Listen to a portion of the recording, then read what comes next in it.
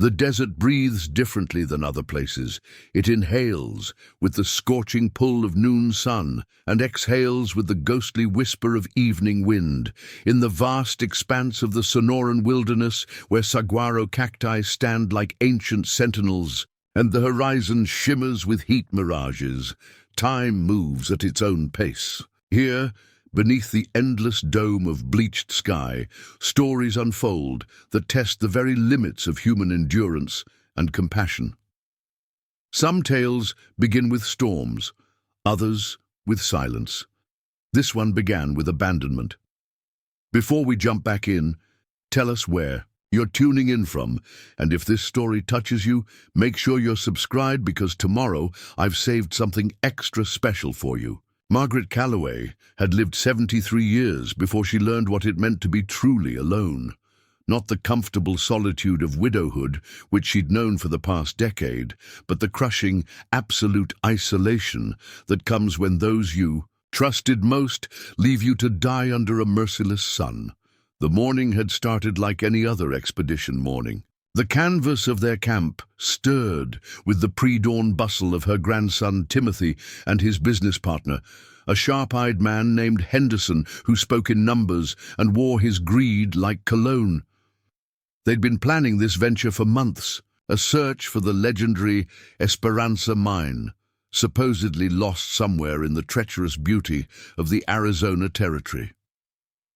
Margaret had insisted on coming along, much to Timothy's initial protests. She wasn't just any elderly woman with romantic notions about treasure hunting. She was the keeper of her late husband's most precious secret, a hand-drawn map that Colonel William Calloway had acquired during his cavalry days, sketched by a dying prospector who swore it led to veins of gold so pure they gleamed like captured sunlight. "Grandmother, the desert is no place for—" Timothy had begun that first planning session, his voice trailing off under her sharp gaze. "Boy, I was crossing deserts when you were still learning to walk.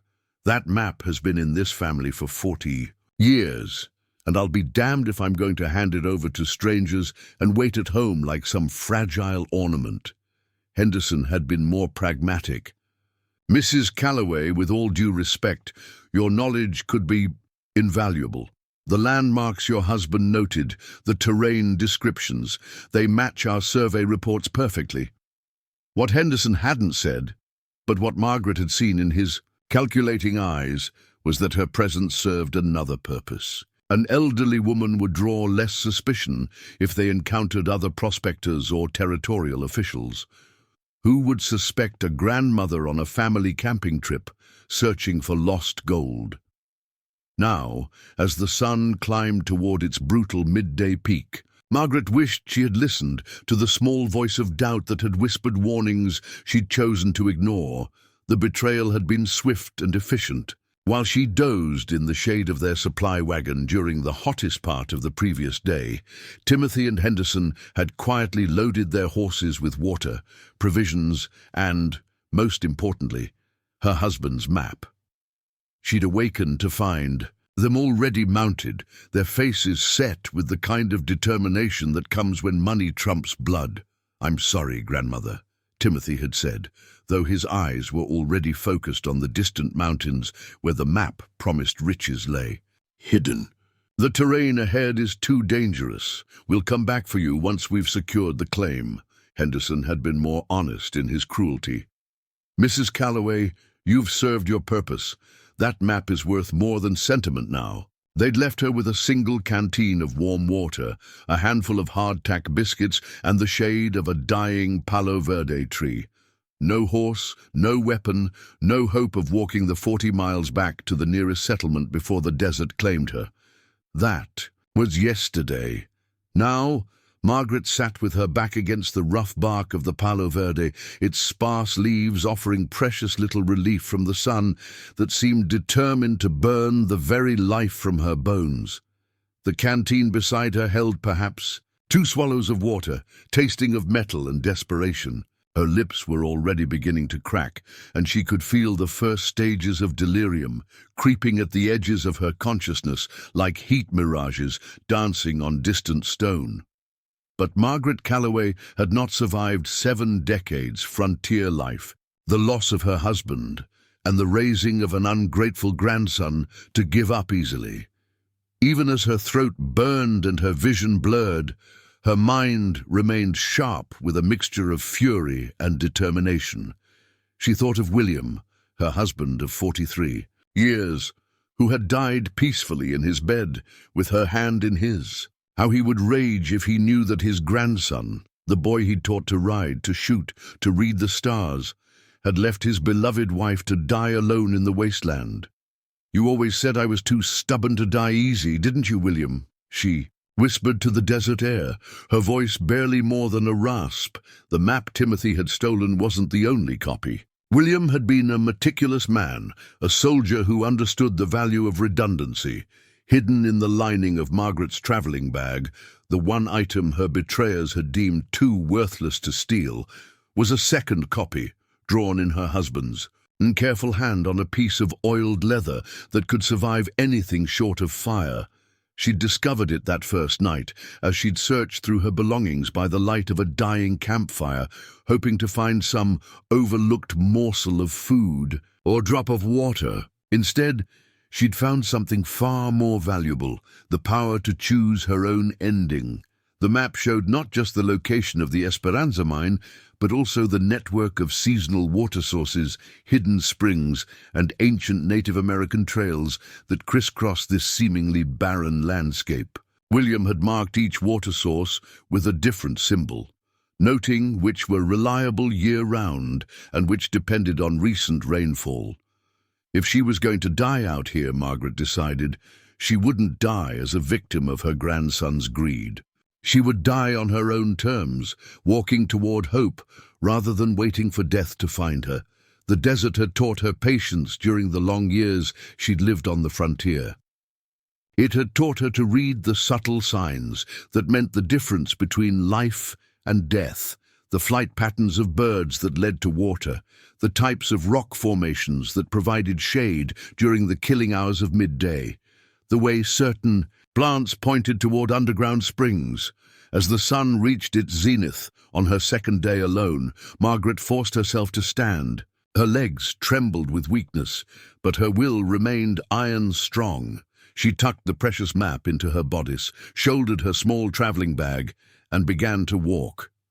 Not toward the distant settlement that might as well have been on the moon, but deeper into the desert, following the landmarks her husband had so carefully noted.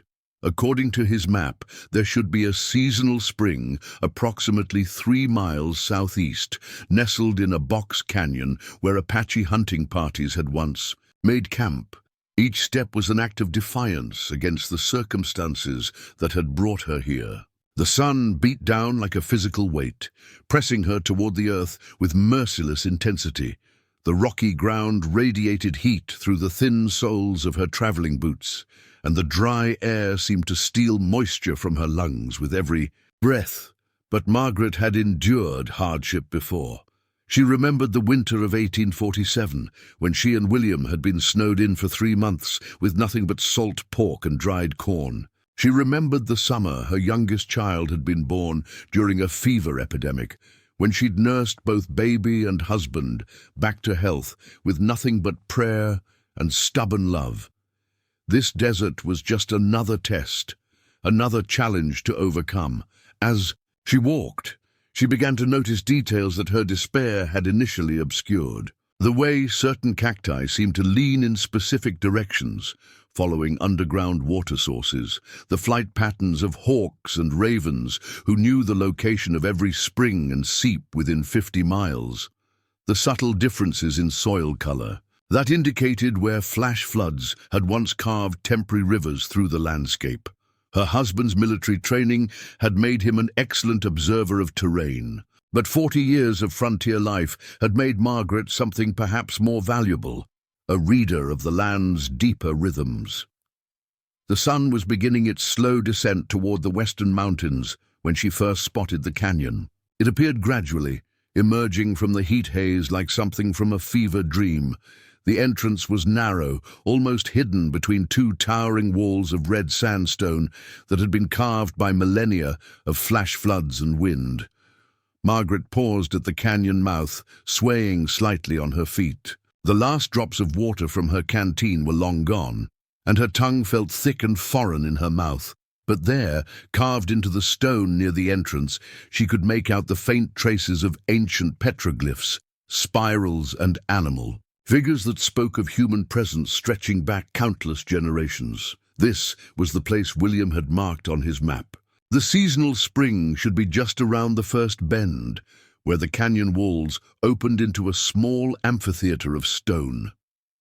She stumbled forward, each step requiring tremendous effort. The canyon walls rose around her, providing blessed shade, but also trapping the day's accumulated heat like an oven. The silence was profound, broken only by the scrape of her boots on stone and the labored rhythm of her breathing. Then she heard it, the impossible, beautiful sound of water trickling over rock.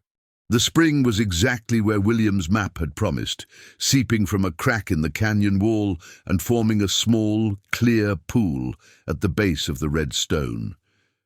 Margaret fell to her knees beside it, cupping the precious liquid in her trembling hands and drinking deeply for the first time in 2 days.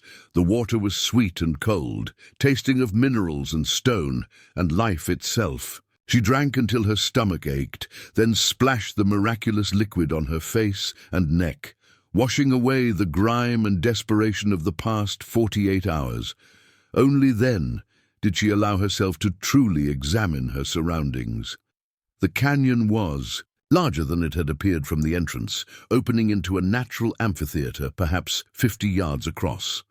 Ancient cottonwood trees grew near the spring, their roots finding purchase in the rocky soil. The walls were decorated with more petroglyphs, hunting scenes, star charts, and symbols whose meanings had been lost to time. But it was the remains of old campsites that caught her attention. Stone circles where fires had once burned, worn, smooth by use, grinding holes carved into flat rocks where corn and seeds had been processed. This place had been used by travelers for generations, perhaps centuries. Margaret settled herself in the shade of the largest cottonwood and allowed herself to truly rest for the first time since Timothy and Henderson had abandoned her. The immediate crisis was over. She had found water, shade, and shelter. But she was still alone in the desert, still 40 miles from civilization, still an elderly woman with limited supplies facing an uncertain future. Preparing and narrating. This story took us a lot of time, so if you are enjoying it, subscribe to our channel. It means a lot to us. Now back to the story. As the sun set and the canyon walls began to glow with reflected light, she took out her husband's map and studied it more carefully. The spring was marked as a way station, not a destination. According to William's notes, there were at least 3 more water sources between here and the location of the Esperanza mine, each one carefully plotted and described. But more importantly, the map showed alternative routes, ways to reach settlements and mining camps that didn't require retracing her steps toward the place where she'd been betrayed. Paths that led through Apache territory, dangerous but potentially passable for someone who knew how to read the signs and respect the land. For the first time since her ordeal began, Margaret allowed herself to consider a possibility that went beyond mere survival. She was 73 years old, abandoned and left for dead, but she possessed something her betrayers didn't know about. Knowledge. The real map, the complete map with all of William's carefully noted landmarks and water sources. What if, instead of simply trying to survive until rescue came, she continued forward? What if she followed her husband's map to its ultimate destination, not for gold, but for vindication? Timothy and Henderson might have stolen one copy of the map, but they didn't have the complete picture. They didn't know about the seasonal variations in water sources, the dangerous passages that could be safely navigated only at certain times of year.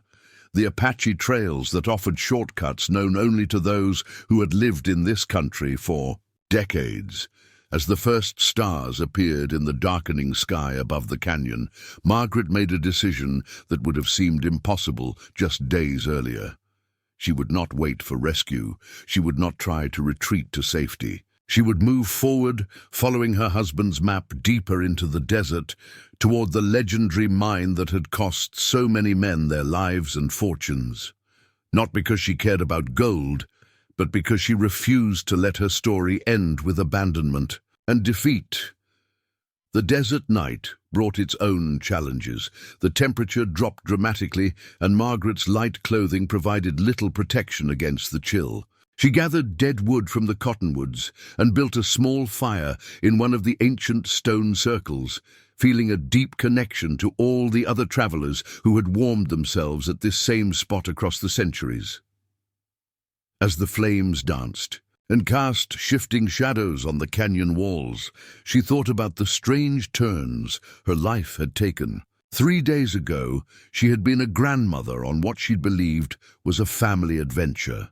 Now she was something else entirely, a desert wanderer, carrying secrets and maps, pursuing a destiny she couldn't yet fully understand. The fire crackled and popped, sending sparks up toward the star-filled sky. In the distance, she could hear the calls of night creatures, owls, coyotes, the rustle of small animals moving through the brush. The sounds were wild and primal, but somehow comforting. She was not the only living thing making its way through this harsh landscape. Margaret wrapped herself in her shawl and leaned back against the smooth stone of the canyon wall. Tomorrow would bring new challenges, new decisions, new tests of her resolve. But tonight, for the first time since her ordeal began, she felt something approaching peace. She was alive. She had water. She had a destination. And somewhere out. There in the vast desert night, carried on winds that had been blowing since the world was young, she could almost hear her husband's voice whispering encouragement. The desert had tried to claim her, but Margaret Calloway was not ready to be claimed. Not yet. Not when she had a map to follow and a betrayal to answer. Dawn came to the canyon like a whispered promise, painting the red stone walls with shades of amber and rose. Margaret woke slowly, her body stiff from sleeping on hard ground, but her mind clearer than it had been in days. The spring continued its gentle music, and the cottonwood leaves rustled with the first stirrings of morning wind. She drank deeply from the spring and ate one of her precious remaining biscuits, savoring each crumb while studying her husband's map in the growing light. According to William's careful notations, the next water source lay 8 miles northeast, at a place he'd marked as Devil's Backbone, apparently a narrow ridge that connected 2 mesas with a hidden tank that collected rainwater in natural basins carved from solid rock. The name alone suggested treacherous terrain, but Margaret had learned to trust her husband's judgment in such matters. William had been cautious to a fault, never marking a route he hadn't personally traveled or verified through reliable sources. She packed her few belongings and set out while the air was still cool, following game trails that wound through stands of barrel cactus and creosote bush. The desert was alive with morning activity, roadrunners darting between the scrub, lizards basking in sun-warmed rocks, and high overhead, turkey vultures riding the early thermals in lazy circles. The landscape began to change as she climbed. Higher, the flat desert floor giving way to broken country filled with arroyos, hidden valleys, and towering rock formations that cast long shadows in the slanted light. This was an older country, more complex, where flash floods had carved intricate patterns in the stone, and wind had sculpted monuments that seemed almost deliberate in their beauty. Margaret found herself moving with increasing confidence. The terrible weakness of the first 2 days had passed, replaced by a kind of focused energy she remembered from her younger years on the frontier. Her body was adapting to the rhythm of desert travel, walking in the cool hours, resting during Midday heat pressing forward again as afternoon shadows began to lengthen, but it was more than physical adaptation. Something fundamental had shifted in her understanding of herself and her situation. The despair and shock of abandonment had transformed into something harder and more purposeful. She was no longer a victim of circumstances beyond her control. She was a woman with a destination, a map, and the skills to read both. The trail began to climb more steeply as she approached the area William had marked as Devil's Backbone. The terrain became increasingly dramatic, towering spires of red sandstone, narrow passages between vertical walls, and everywhere the evidence of water's patient work carving beauty from solid rock. It was in one of these narrow passages, where the walls rose nearly 100 feet on either side and the sky appeared as a ribbon of blue overhead, that Margaret first sensed she was being watched. The feeling came gradually, a prickling at the back of her neck that made her pause and listen more carefully to the sounds around her. The canyon was not silent. Wind moaned through hidden openings in the rock, and somewhere water dripped with steady persistence. But there was something else, a quality of attention that seemed to press against her awareness like heat radiating. From stone, she continued walking, but with heightened alertness. Her frontier-trained senses catalogued every shadow, every movement of vegetation, every sound that didn't quite fit the natural rhythm of the place. Twice she thought she glimpsed movement on the canyon rim high above, but when she looked directly, there was nothing but sky and stone. The passage opened suddenly into a natural amphitheater where several canyons converged. And there, exactly as William's map had promised, was Devil's Backbone, a knife-edge ridge of stone that connected two towering mesas, like a bridge thrown across empty air. The formation was both beautiful and terrifying, no more than 6 feet wide at its narrowest point, with drops of several hundred feet on either side.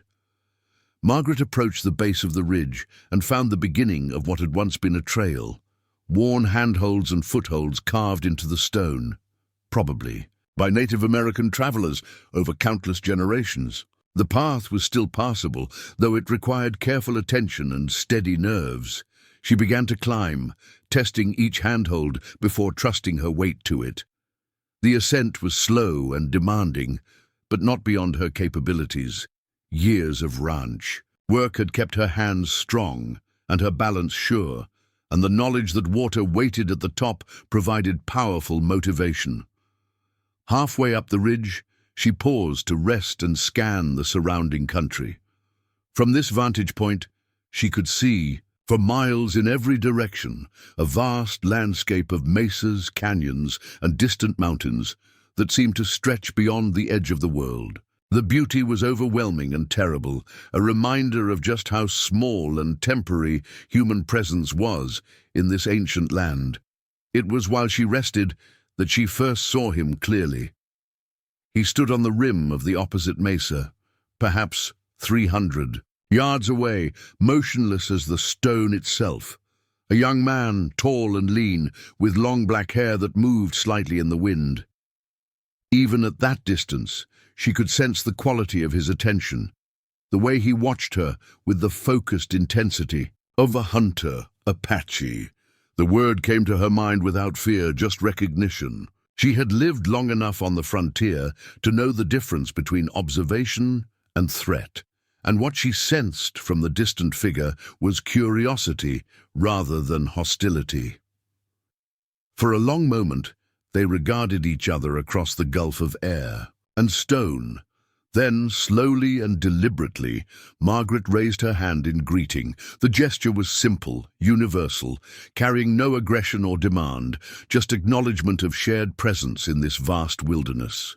The young man did not respond immediately. He continued to watch her with that predatory stillness that spoke of perfect integration with his environment. Then, just as slowly, he raised his own hand in reply. The brief exchange changed something fundamental about her situation. She was no longer alone in the desert. Someone else knew of her presence, someone who belonged to this country in ways she never could. The knowledge was both comforting and unsettling. She had gained a witness to her journey, but also a potential complication she couldn't yet evaluate. She resumed her climb, acutely aware that she was still being observed. The trail continued, to wind upward along the ridge, sometimes following the very crest where a misstep would mean certain death, sometimes cutting slightly to one side or the other where the stone provided more secure footing.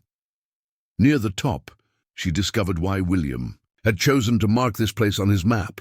Hidden in a depression at the summit were several natural tanks carved from solid rock, each one holding crystal-clear rainwater from recent storms. The largest tank was perhaps 10 feet across and 3 feet deep, enough water to sustain a small party for weeks. Margaret knelt beside the nearest tank and drank gratefully, then refilled her canteen and splashed the cool water on her face and neck. The exertion of the climb had left her hot and tired, but also exhilarated. She had accomplished something that many people half her age would have found daunting. As she rested in the shade of a wind-carved arch near the water tanks, she studied her husband's map more carefully. Devil's Backbone was marked as a major way station, a place where multiple routes converged. According to William's notes, Apache hunting parties had used this spot for generations, leaving evidence of their presence in the form of cached supplies, carved symbols, and carefully maintained trails. She found some of that evidence as she explored the summit: stone circles where fires had burned, pictographs painted on protected rock surfaces, and several sealed caches hidden in crevices where travelers could leave supplies for those who might follow. One cache in particular caught her attention. It was larger than the others and more carefully constructed, sealed with fitted stones and what appeared to be pine pitch. The style was different, too, less ancient than the others, more recent in its construction. Margaret examined the cache thoughtfully. Frontier etiquette regarding such things was complex. Disturbing another traveler's supplies could mean the difference between life and death for whoever had placed them there. But the cache showed signs of age and weathering that suggested it might have been abandoned. After considerable internal debate, she carefully opened the sealed entrance. Inside, wrapped in oiled cloth, she found supplies that made her heart race: jerked meat, parched corn, a small bag of salt, and most precious of all, a gourd water container that could hold nearly a gallon. But it was the other items in the cache that truly captured her attention. There were tools, a well-made knife, steel and flint for fire starting, several arrowheads napped from obsidian. And there were personal items that spoke of careful preparation and deep knowledge of desert travel. A small pouch of medicinal herbs, strips of sinew for repairs, and a piece of turquoise carved into the shape of a bird. At the bottom of the cache, wrapped separately in soft deerskin, was something that made Margaret's breath catch in her throat.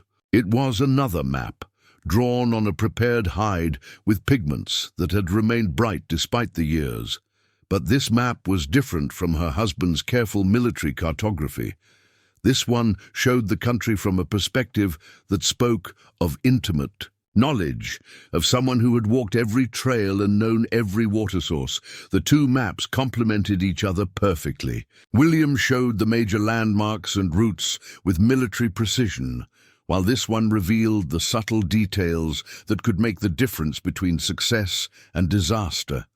Seasonal variations in water flow, dangerous passages that looked safe, hidden shortcuts known only to those who had grown up in this country. Margaret studied both maps with growing excitement. Together, they provided a more complete picture of the route to the Esperanza mine than either one alone. But more than that, they suggested a connection between her husband and whoever had prepared this cache, a sharing of knowledge that transcended the usual boundaries between cultures. As the afternoon shadows began to lengthen, she made a decision that would have seemed impossible just days earlier. Instead of hoarding the cache's contents for her own survival, she would take only what she absolutely needed and leave the rest, along with some of her own supplies, for other travelers who might pass this way. It was a gesture that spoke to something deeper than mere survival instinct. In this harsh country, where water and shade could mean the difference between life and death, the tradition of shared resources was sacred. Whoever had prepared this cache had understood that principle, and Margaret felt obligated to honor it. She selected the jerked meat and parched corn, items that would significantly extend her own supplies. She took the gourd water container, which would allow her to carry more water between sources. But she left the tools and most of the other items, adding some of her own hardtack and a small silver locket that had belonged to her mother. A token of gratitude and respect for whoever had made this gift possible. As she prepared to descend from Devil's Backbone, Margaret became aware that she was still being watched. The young Apache man had moved closer during the afternoon, positioning himself on a rocky outcrop where he could observe her activities around the water tanks. His continued presence was both reassuring and puzzling.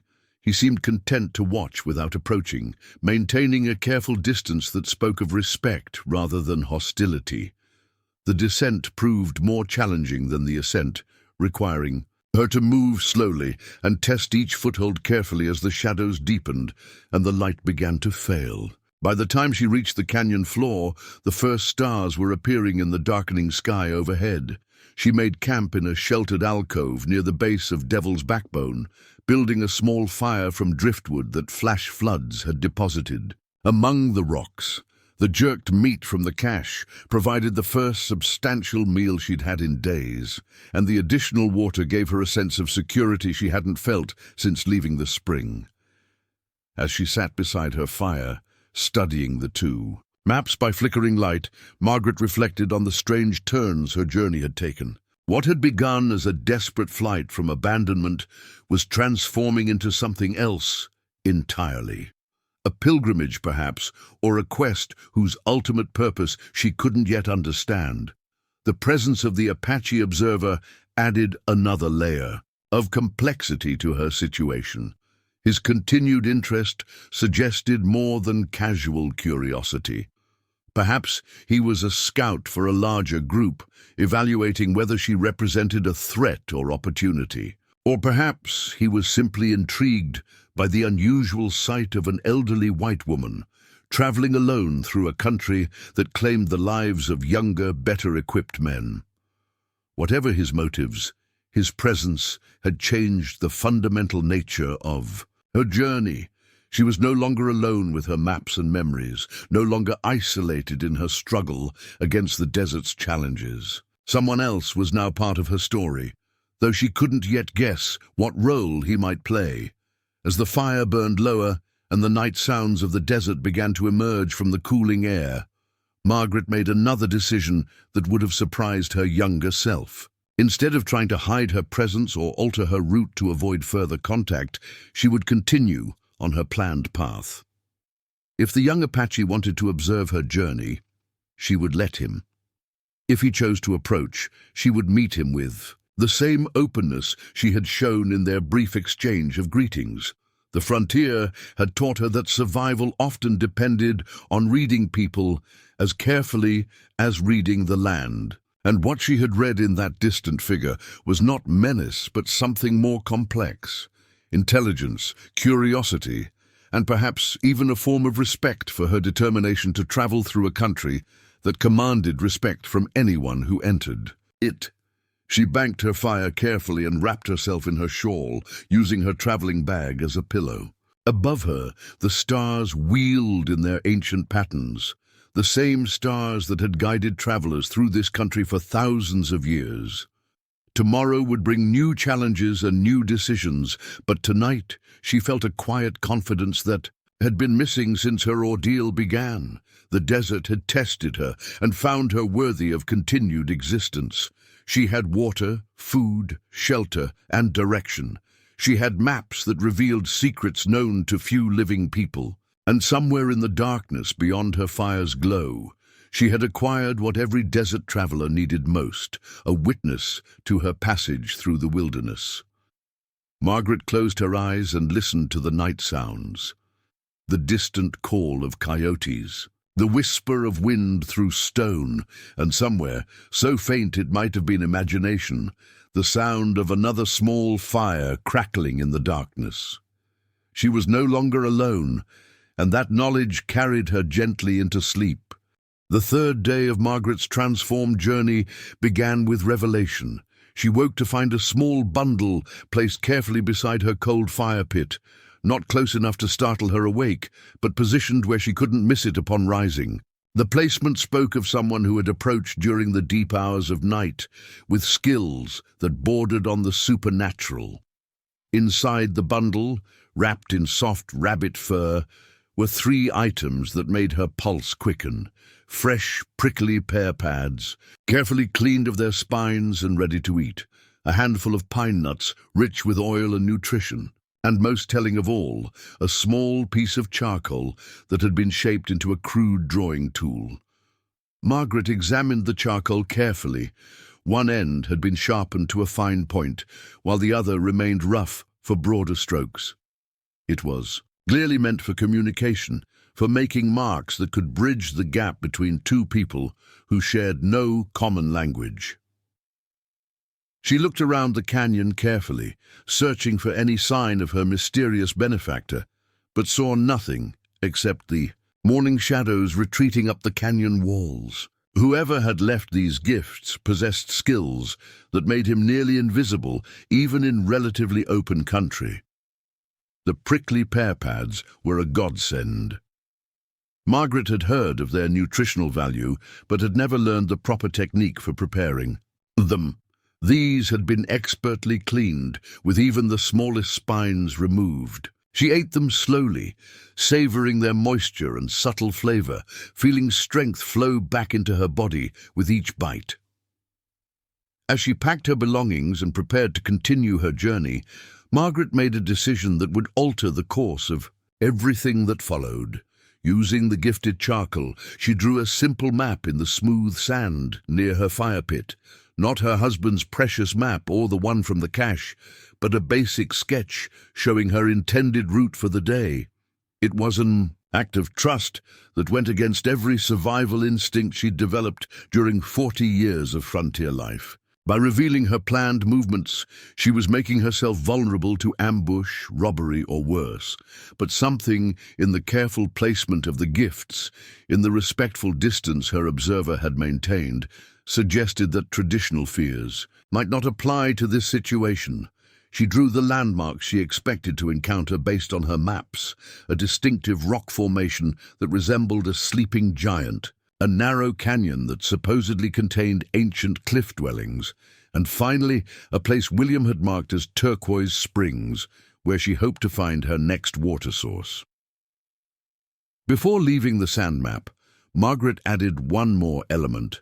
Using the fine point of the charcoal, she drew a small bird in flight, not unlike the carved turquoise bird she had found in the cache. It was a symbol that transcended cultural boundaries, representing freedom, hope, and the spirit's ability to soar above earthly constraints.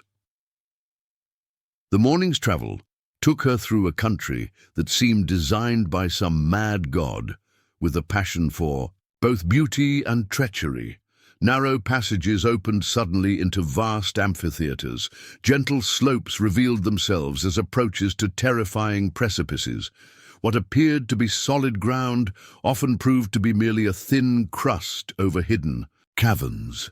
Margaret moved carefully, testing each step and consulting both maps frequently. The hidden map, drawn on prepared hide with native pigments, proved especially valuable in this terrain.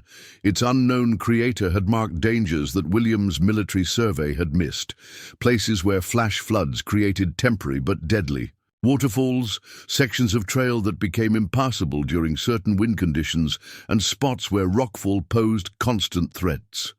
As she navigated these hazards, Margaret became increasingly aware of a presence paralleling her route, not directly following, but moving through the country in a way that kept her general location under observation.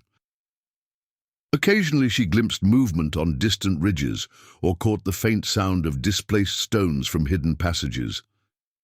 Her invisible companion's skill was remarkable. Despite her years of frontier experience, she could detect his presence only through the most subtle signs. A raven's call that seemed slightly out of place, a pattern of shadows that suggested recent passage, the feeling of being watched, that prickled at the edges of her awareness. The rock formation, that resembled a sleeping giant, appeared exactly where her maps had promised, rising from the desert floor like a massive human figure stretched out in eternal repose. The geological accident that had created this landmark was extraordinary. Wind and water erosion had carved features so realistic that Margaret found herself staring at what appeared to be a stone face in profile, complete with closed eyes and slightly parted lips. Near the base of the sleeping giant, she found evidence of the hidden map's superior accuracy. William's survey had noted the landmark, but missed a crucial detail: a narrow cleft in the rock that provided access to a series of natural chambers within the formation. The native map showed this hidden passage clearly, along with symbols that suggested it had been used as shelter for countless generations. Margaret explored the cleft cautiously, her voice echoing strangely in the confined space. The passage opened into a natural room, perhaps 20 feet across, with a smoke-blackened ceiling that spoke of countless fires. The walls were covered with pictographs, hunting scenes, astronomical observations, and abstract patterns whose meanings had been lost to time, but it was the more recent additions that captured her attention. Mixed among the ancient images were markings that clearly belonged to her own era, names carved in English, dates from the 1860s and 1870s, and most intriguingly, several sketches that matched landmarks she had been following. One carving in particular made her breath catch. Carved with obvious care into a smooth section of wall were two names, Cole W. Calloway, and below it, in different handwriting, Ayana, daughter of Cochise. Margaret stared at the inscription for a long time, her mind racing with implications. Her husband had never mentioned meeting any Apache leaders, certainly not Cochise or members of his family. But here was evidence of some kind of encounter, carved in stone and preserved by the desert's dry air. She examined the surrounding carvings more carefully and found additional clues. There were sketches of the route she had been following, clearly, drawn by someone familiar with both maps. There were symbols that appeared on both the military survey and the native map. And there were what appeared to be two different hands working together, one precise and geometric in the European style, the other flowing and organic in the manner of indigenous art. The realization hit her like a physical blow. Her husband and someone from Cochise's band had traveled this route together. They had sheltered in this same chamber, shared knowledge, and collaborated on mapping this treacherous country. The two maps she carried weren't separate documents created by different cultures. They were part of a single, collaborative effort to chart the way to the Esperanza mine. Margaret sank onto a natural stone seat, worn smooth by countless occupants, trying to process this revelation. William had always been close-mouthed about his military service, deflecting questions about specific campaigns or encounters. She had assumed it was simply a soldier's reluctance to burden civilians with harsh realities of frontier warfare. But this suggested something entirely different. Instead of fighting Apache warriors, William had apparently worked with them. Instead of the usual narrative of conflict and conquest, there had been cooperation and mutual respect. The implications were staggering, not just for her understanding of her husband, but for her current situation. If William had earned the trust and cooperation of Apache guides, then her presence in this country might be viewed differently than she had assumed.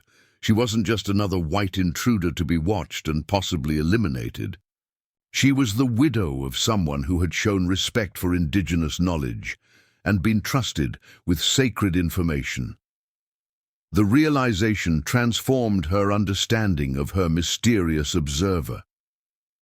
He wasn't simply curious about an unusual traveler. He might actually be protecting her, ensuring safe passage through the country that few outsiders ever saw. Margaret spent the rest of the morning exploring the chamber and copying some of the more important markings into her own notebook. The collaboration between her husband and his Apache guide had been extensive. They had documented water sources, seasonal variations in access routes, and dangerous areas with a thoroughness that spoke of multiple journeys through this country. One set of markings particularly intrigued her. They showed a complex route through what appeared to be a maze of canyons, with careful notations about timing and water availability. According to these notes, there was a hidden passage that could cut days off the journey to the mine, but it required precise timing to coincide with seasonal springs that flowed only during certain months. When she finally emerged from the sleeping giant's hidden chamber, the sun was approaching its zenith. She found shade beneath an overhanging ledge and prepared for the midday rest that desert travel demanded. But as she settled into the cool shadows, she became aware that something had changed. Her observer was closer now, much closer. He sat perhaps 50 yards away, positioned on a natural stone seat where he could watch her without obstruction. In the full light of day, she could see him clearly for the first time.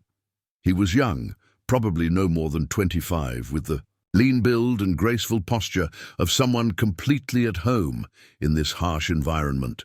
His clothing was a mixture of traditional and practical, buckskin leggings and moccasins, but also a cotton shirt that had probably been traded from Mexican settlements to the south.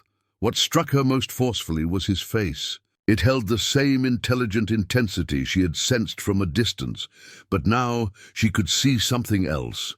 A resemblance that made her heart skip. The bone structure, the set of the eyes, even the way he held his head, reminded her powerfully of the carving she had just discovered. Margaret made another decision that would have seemed impossible just days earlier. Instead of pretending not to notice him or retreating into defensive postures, she raised her hand in the same greeting gesture she had used the day before. Then, moving slowly and deliberately, she took out her notebook and began to sketch. Her drawing skills were limited, but she managed a recognizable representation of the sleeping giant formation. Below it, she drew the entrance to the hidden chamber, and at the bottom of the page she carefully copied the carved names she had found inside. When she finished, she tore the page from her notebook and weighted it down with a stone in the space between them, not close enough to seem threatening, but positioned where he could retrieve it easily if he chose. Then she waited. The young Apache man studied her for a long time before moving. When he finally rose and approached the paper, his movements were fluid and cautious, like a wild animal accepting food from human hands. He examined her drawing carefully, then looked up at her with an expression that had shifted from curiosity to something approaching recognition. He spoke for the first time, his voice carrying clearly across the small distance between them. The words were in his own language, but the tone was questioning. Margaret couldn't understand the specific meaning, but she sensed he was asking about the names she had copied. She pointed to herself and said clearly, "Margaret Calloway." Then she pointed to the paper and repeated, "William Calloway." Understanding dawned in the young man's eyes. He looked at her with new attention, as if seeing her for the first time despite days of observation. Then he pointed to himself and spoke a name that sounded like flowing water. Nalnish. The formal introduction seemed to break an invisible barrier between them. Nalnish approached more closely, settling onto a rock perhaps 10 feet away, close enough for easier communication, but still respecting the boundaries that existed between their worlds. He spoke again, pointing to the paper and then to the sleeping giant formation. Margaret caught one word that sounded familiar: Ayana. He was asking about the woman whose name was carved beside her husband's. Margaret nodded and pointed to the formation, then made a gesture she hoped would convey the passage of time. She held up her hands to show the number 10 twice, trying to indicate that the meeting had happened 20 years ago. Nalnish watched her attempts at communication with what might have been amusement. Then he did something that completely surprised her. He reached into a pouch at his side and withdrew a folded piece of cloth. Inside was a small daguerreotype photograph, the kind that traveling photographers had made popular on the frontier. The sad image showed two people standing beside a distinctive rock formation. One was unmistakably her husband, though 20 years younger than she had known him. The other was a young Apache woman with intelligent eyes and an expression of quiet dignity. Margaret stared at the photograph, her understanding of her husband's past shifting once again. This wasn't just a military collaboration or a brief alliance of convenience. The care with which the photograph had been preserved, the fact that it was still carried by someone of the next generation, suggested something deeper and more lasting. Nalnish pointed to the woman in the photograph and spoke her name again, Ayana. Then he pointed to himself and spoke what Margaret gradually realized was a relationship term. He was telling her that Ayana was his mother. The implications hit her like a landslide. She was looking at the son of the woman who had traveled with her husband, who had shared the knowledge that created the maps she now carried. The young man who had been observing her journey wasn't a random scout or curious stranger. He was connected to her own story in ways that transcended the usual boundaries between cultures. Margaret felt tears threatening and struggled to maintain her composure. The loneliness and abandonment that had driven her into the desert seemed suddenly less absolute. She wasn't just following her husband's maps through hostile territory. She was retracing a path that had been walked before by people who had found ways to bridge the gaps between their worlds. Nalnish seemed to understand her emotional response. He spoke softly in his own language, the tone gentle and reassuring. Then he pointed to the photograph, to the sleeping giant formation, and finally to the route ahead. The message was clear. He would continue to accompany her journey, not as an observer or potential threat, but as a guide carrying knowledge that complemented her own. The afternoon that followed transformed Margaret's understanding of desert travel. Nalnish didn't simply parallel her route. He began actively guiding it. He showed her shortcuts that didn't appear on either map, warned her away from areas where recent rockfall had made passage dangerous, and led her to a water source that provided the sweetest, coldest water she had tasted since leaving civilization. Their communication remained limited, but it grew more sophisticated as the hours passed. Nalnish had clearly picked up some English during his contacts with white settlers and traders. Margaret discovered she could understand more of his language than she had expected, probably through exposure to Apache workers who had occasionally been employed on frontier ranches. More importantly, they were developing a shared vocabulary of gestures, expressions, and simple drawings that allowed them to exchange increasingly complex information.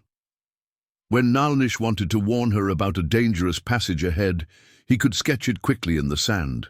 When Margaret needed to indicate how much water she carried, she could show him the containers and use hand signals to communicate quantity. As the sun began its descent toward the western mountains, they reached the canyon that supposedly contained ancient cliff dwellings. The formation was even more spectacular than Margaret had imagined. A series of natural alcoves carved into vertical cliff faces, each one containing the remarkably preserved remains of stone buildings that predated any European presence in the region by centuries. Nalnish led her to a specific dwelling that had been modified for use by more recent travelers. The ancient stone walls had been supplemented with newer construction, creating a comfortable shelter with protection from wind and weather. Most importantly, it contained a reliable water source, a spring that emerged from the back wall of the cave and collected in a natural basin. As they settled in for the night, Margaret realized that her journey had entered an entirely new phase. She was no longer a desperate woman fleeing abandonment and death. She had become part of a continuing story that connected past and present, that bridged the gap between cultures that were supposedly locked in perpetual conflict. The maps she carried weren't just guides to a lost gold mine. They were evidence of cooperation and mutual respect that transcended the usual narratives of frontier history. And the young man who now shared her fire wasn't just a guide or protector. He was the living embodiment of connections that had been forged in this same harsh country a generation earlier. As darkness settled over the canyon and the first stars appeared in the narrow strip of sky visible between the cliff walls, Margaret felt a peace she hadn't known since her husband's death. She was no longer alone in the world. The threads that connected her to the past hadn't been severed by William's passing or broken by Timothy's betrayal. They had simply been waiting for her to follow them into the desert, where stories older than memory continued to unfold beneath. The eternal stars, the cliff dwelling that had sheltered countless travelers across the centuries, now held two people whose presence there defied every convention of their respective worlds. Margaret woke before dawn to find Nalnish already moving quietly about their shared camp, tending a small fire that cast dancing shadows on the ancient stone walls. He had prepared a breakfast that revealed the depth of his desert knowledge. Roasted seeds from various cacti, a tea brewed from desert willow bark that had medicinal properties, and strips of venison jerky that had been seasoned with wild herbs. The care he took in presenting the meal spoke of hospitality traditions that transcended cultural boundaries. As they ate in companionable silence, Margaret studied the young man who had become her unlikely guide. In the firelight, she could see details she had missed the previous day. His hands bore the calluses of someone skilled in both traditional crafts and modern tools. His clothing showed expert repair work that spoke of self-sufficiency born from necessity. Most tellingly, his eyes held the alertness of someone who had learned to read danger in the subtlest signs. When the meal was finished, Nalnish produced something that made Margaret's breath catch. From a carefully wrapped bundle, he withdrew a map drawn on prepared deerskin, but this one was different from any she had seen. It showed the country they were traveling through, but from a perspective that encompassed not just the physical landscape, but the spiritual and cultural significance of various locations. Sacred sites were marked with symbols that spoke of ceremonies and pilgrimages, stretching back generations. Seasonal camps were indicated with notations about when different bands might be found there. Most importantly, the map showed the complex network of relationships between different Apache groups, Mexican settlements, and the few white outposts that dotted this vast territory.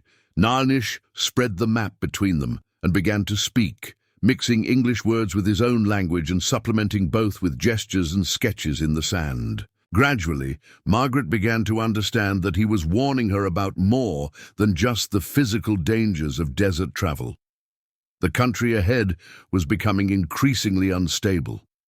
Apache bands that had maintained uneasy truces with white settlers were being pressured by both American territorial authorities and Mexican military forces. Young warriors, frustrated by the failure of peaceful approaches, were beginning to listen to leaders who advocated for more aggressive resistance. More immediately threatening was the presence of what Nalnish called bad men, white outlaws, and Mexican bandits who preyed on anyone weak enough to be victimized. These groups had been driven into the desert by law enforcement efforts in more settled areas, and they survived by robbing travelers, rustling livestock, and selling information to whoever would pay for it.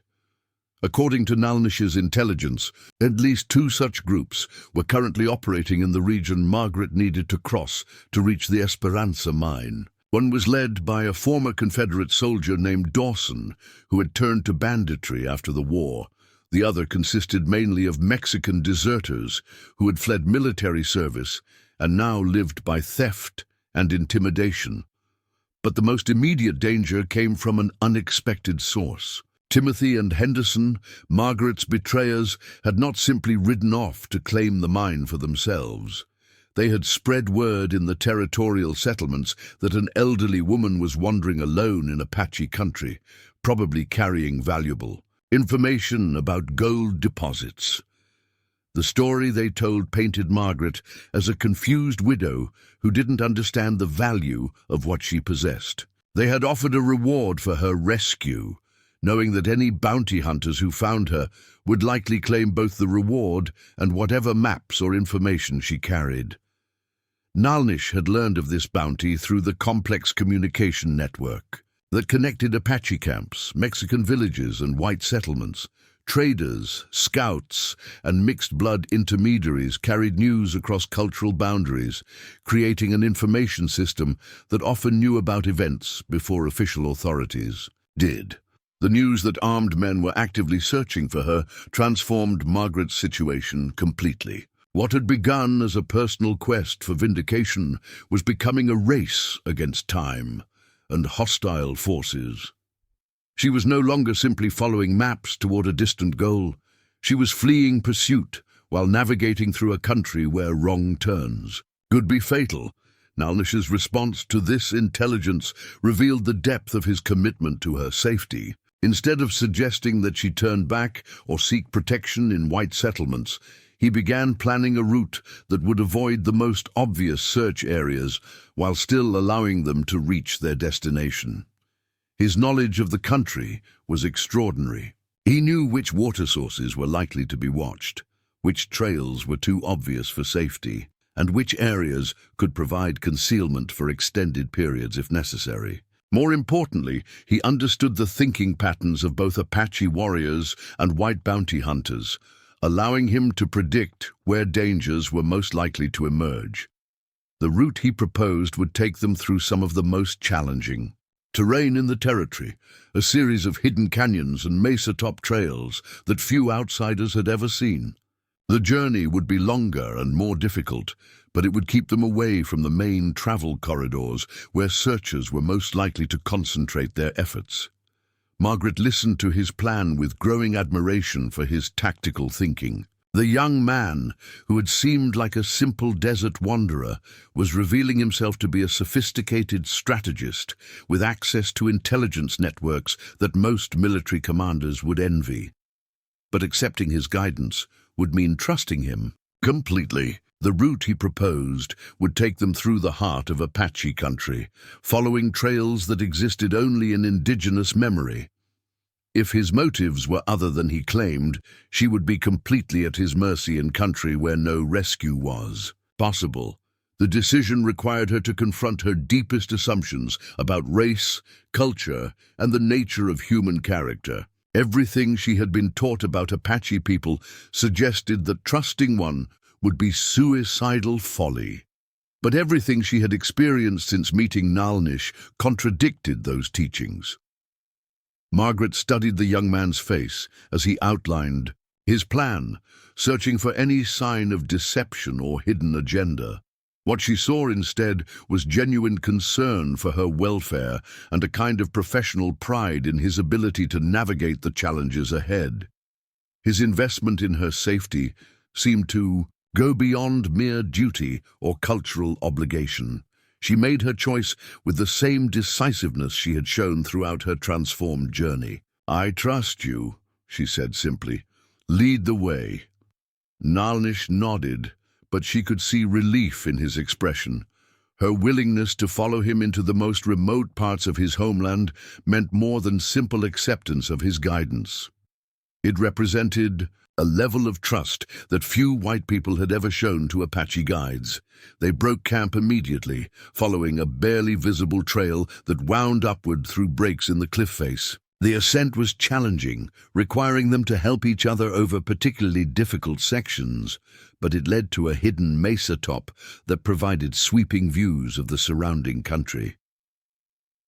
From this vantage point, Nalnish could show Margaret the complexity of the landscape they needed to navigate.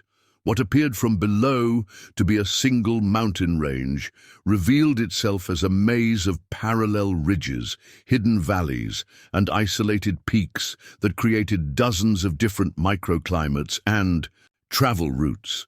He pointed out landmarks that would guide their journey. A distinctive rock spire that marked the entrance to a hidden canyon, a saddle between two peaks that provided access to otherwise impassable country, and a series of seasonal lakes that appeared only during years of unusual rainfall. But he also showed her the dangers. Smoke rising from what might be a hostile camp, dust clouds that could indicate the movement of mounted groups, areas where the terrain funneled travelers into predictable routes that could easily be watched or ambushed. The morning's travel took them across country that seemed designed to test both their physical capabilities and their growing partnership. Narrow ledges required them to move single file, with the leader testing each step before the follower committed their weight. Stream crossings demanded coordination to help each other maintain balance on slippery rocks. Most challenging were the places where they needed to descend steep faces using handholds that were barely adequate for their purpose. Nalnish would go first, finding the route and positioning himself to assist Margaret. Her age was beginning to tell in these situations, but her frontier-toughened body and stubborn determination proved equal to the challenges. What impressed her most was Nalnish's patience with her limitations. He never showed impatience with her slower pace or need for more frequent rest stops. Instead, he used these pauses to point out details of the landscape, share knowledge about edible plants, or tell stories about the history of places they passed. Through these conversations, Margaret began to understand that her companion was far more than a simple guide. He was an educated man who spoke 3 languages fluently and could communicate in several others. He had attended a mission school for several years before deciding that his future lay with his own people rather than in the white world. His knowledge extended far beyond desert survival skills. He understood the political currents that were shaping the territory's future, the economic forces that drove white expansion, and the cultural pressures that were fragmenting traditional Apache society. His decision to help her wasn't based on simple kindness, but on a sophisticated understanding of how small acts could influence larger patterns. Their shared journey was creating something unprecedented in both their experiences, a partnership based on mutual respect and complementary skills that transcended the usual boundaries between their peoples. Margaret brought knowledge of white society, literacy skills, and the maps that documented routes through the country that few Apache had explored in detail. Nalnish contributed intimate knowledge of the land, survival skills honed by generations, of desert living, and access to information networks that could mean the difference between life and death. By midday, they had reached a hidden valley that Nalnish described as one of his people's most sacred places. The valley was small, perhaps half a mile across, but it contained everything necessary for extended habitation. Clear springs, groves of oak trees that produced abundant acorns, and natural shelters formed by fallen boulders. What made the place truly remarkable were the pictographs that covered nearly every available rock surface. These weren't random decorations, but a systematic record of Apache history stretching back centuries. Migration routes, important events, genealogies of prominent families, and astronomical observations were all preserved in pigments that had retained their vivid colors despite exposure to desert conditions. Nalnish led Margaret to one particular panel that had obvious relevance to their situation. The pictographs showed meetings between Apache leaders and white officials, complete with symbolic representations of the agreements that had been made and broken over the years. But mixed among these diplomatic scenes were images that depicted cooperation rather than conflict, trading relationships, shared hunts, and even what appeared to be intermarriage between the communities. One image in particular captured Margaret's attention. It showed a white man and an Apache woman standing together beside a distinctive rock formation, with symbols around them that seemed to indicate partnership and mutual respect. The resemblance to the photograph Nalnish had shown her was unmistakable. "Your mother," Margaret said, pointing to the female figure. Nalnish nodded. "She painted this herself after your husband returned to his people. She wanted to record that cooperation was possible, even when the world seemed determined to prevent it." The conversation that followed revealed depths to their shared history that Margaret had never suspected. Her husband's collaboration with Ayana hadn't been a single expedition or brief encounter. They had worked together for nearly 2 years, mapping not just routes to mineral deposits, but documenting water sources, seasonal migration patterns, and safe havens that could benefit both Apache and white travelers. Their partnership had ended, not because of cultural conflicts, but because of political pressures from both sides. Apache leaders worried that too much cooperation with white military officers would compromise their negotiating position. White territorial authorities suspected that officers who worked too closely with Apache guides might be providing intelligence to potential enemies. William had been reassigned to duties that kept him away from Apache country, while Ayana had been pressured by her own people to maintain greater distance from white collaborators. But they had continued to correspond through intermediaries, sharing information that could prevent conflicts and save lives on both sides. The maps Margaret carried were the culmination of their collaboration, a record of knowledge that both had hoped could be used to prevent rather than cause violence. The fact that she was now following those same routes with Ayana's son felt like the completion of a circle that had been broken by forces beyond anyone's control. As afternoon shadows began to lengthen across the sacred valley, Nalnish introduced a new element that would complicate their journey even further. A runner had reached the valley the previous day with news that changed everything they thought they knew about the dangers ahead. The Esperanza mine, their ultimate destination, was no longer simply a lost treasure waiting to be rediscovered. Mexican military forces had begun systematically searching the area, apparently acting on intelligence that suggested American treasure hunters were planning a major expedition into territory that Mexico still claimed. More ominously, Apache War. Leaders had decided that the increased activity around the mine site represented a threat to sacred places in the surrounding mountains. Warriors from several bands were converging on the area, not to fight each other, but to prevent any further intrusions by outsiders.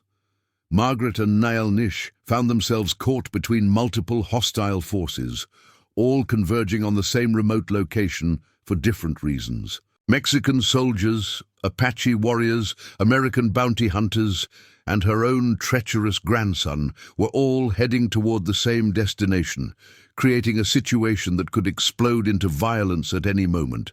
The knowledge transformed their journey from a difficult but manageable challenge into something approaching a military campaign. Every decision about route, timing, and tactics would need to account for multiple hostile forces that might encounter each other as easily as they might encounter Margaret and her guide. But instead of a counseling retreat, Nalnish proposed an even bolder plan. Instead of trying to avoid all these dangers, they would use the chaos to their advantage. With so many different groups focused on the mine itself, the approaches might be less heavily guarded than anyone expected. More importantly, Nalnish had access to something that none of the other groups possessed: real-time intelligence about their movements and intentions. The same network that had warned him about bounty hunters could provide updates on Mexican military patrols and Apache war parties.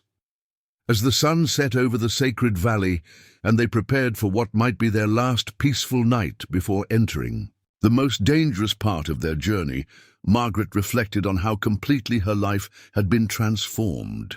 A week ago, she had been a desperate widow facing death in the desert.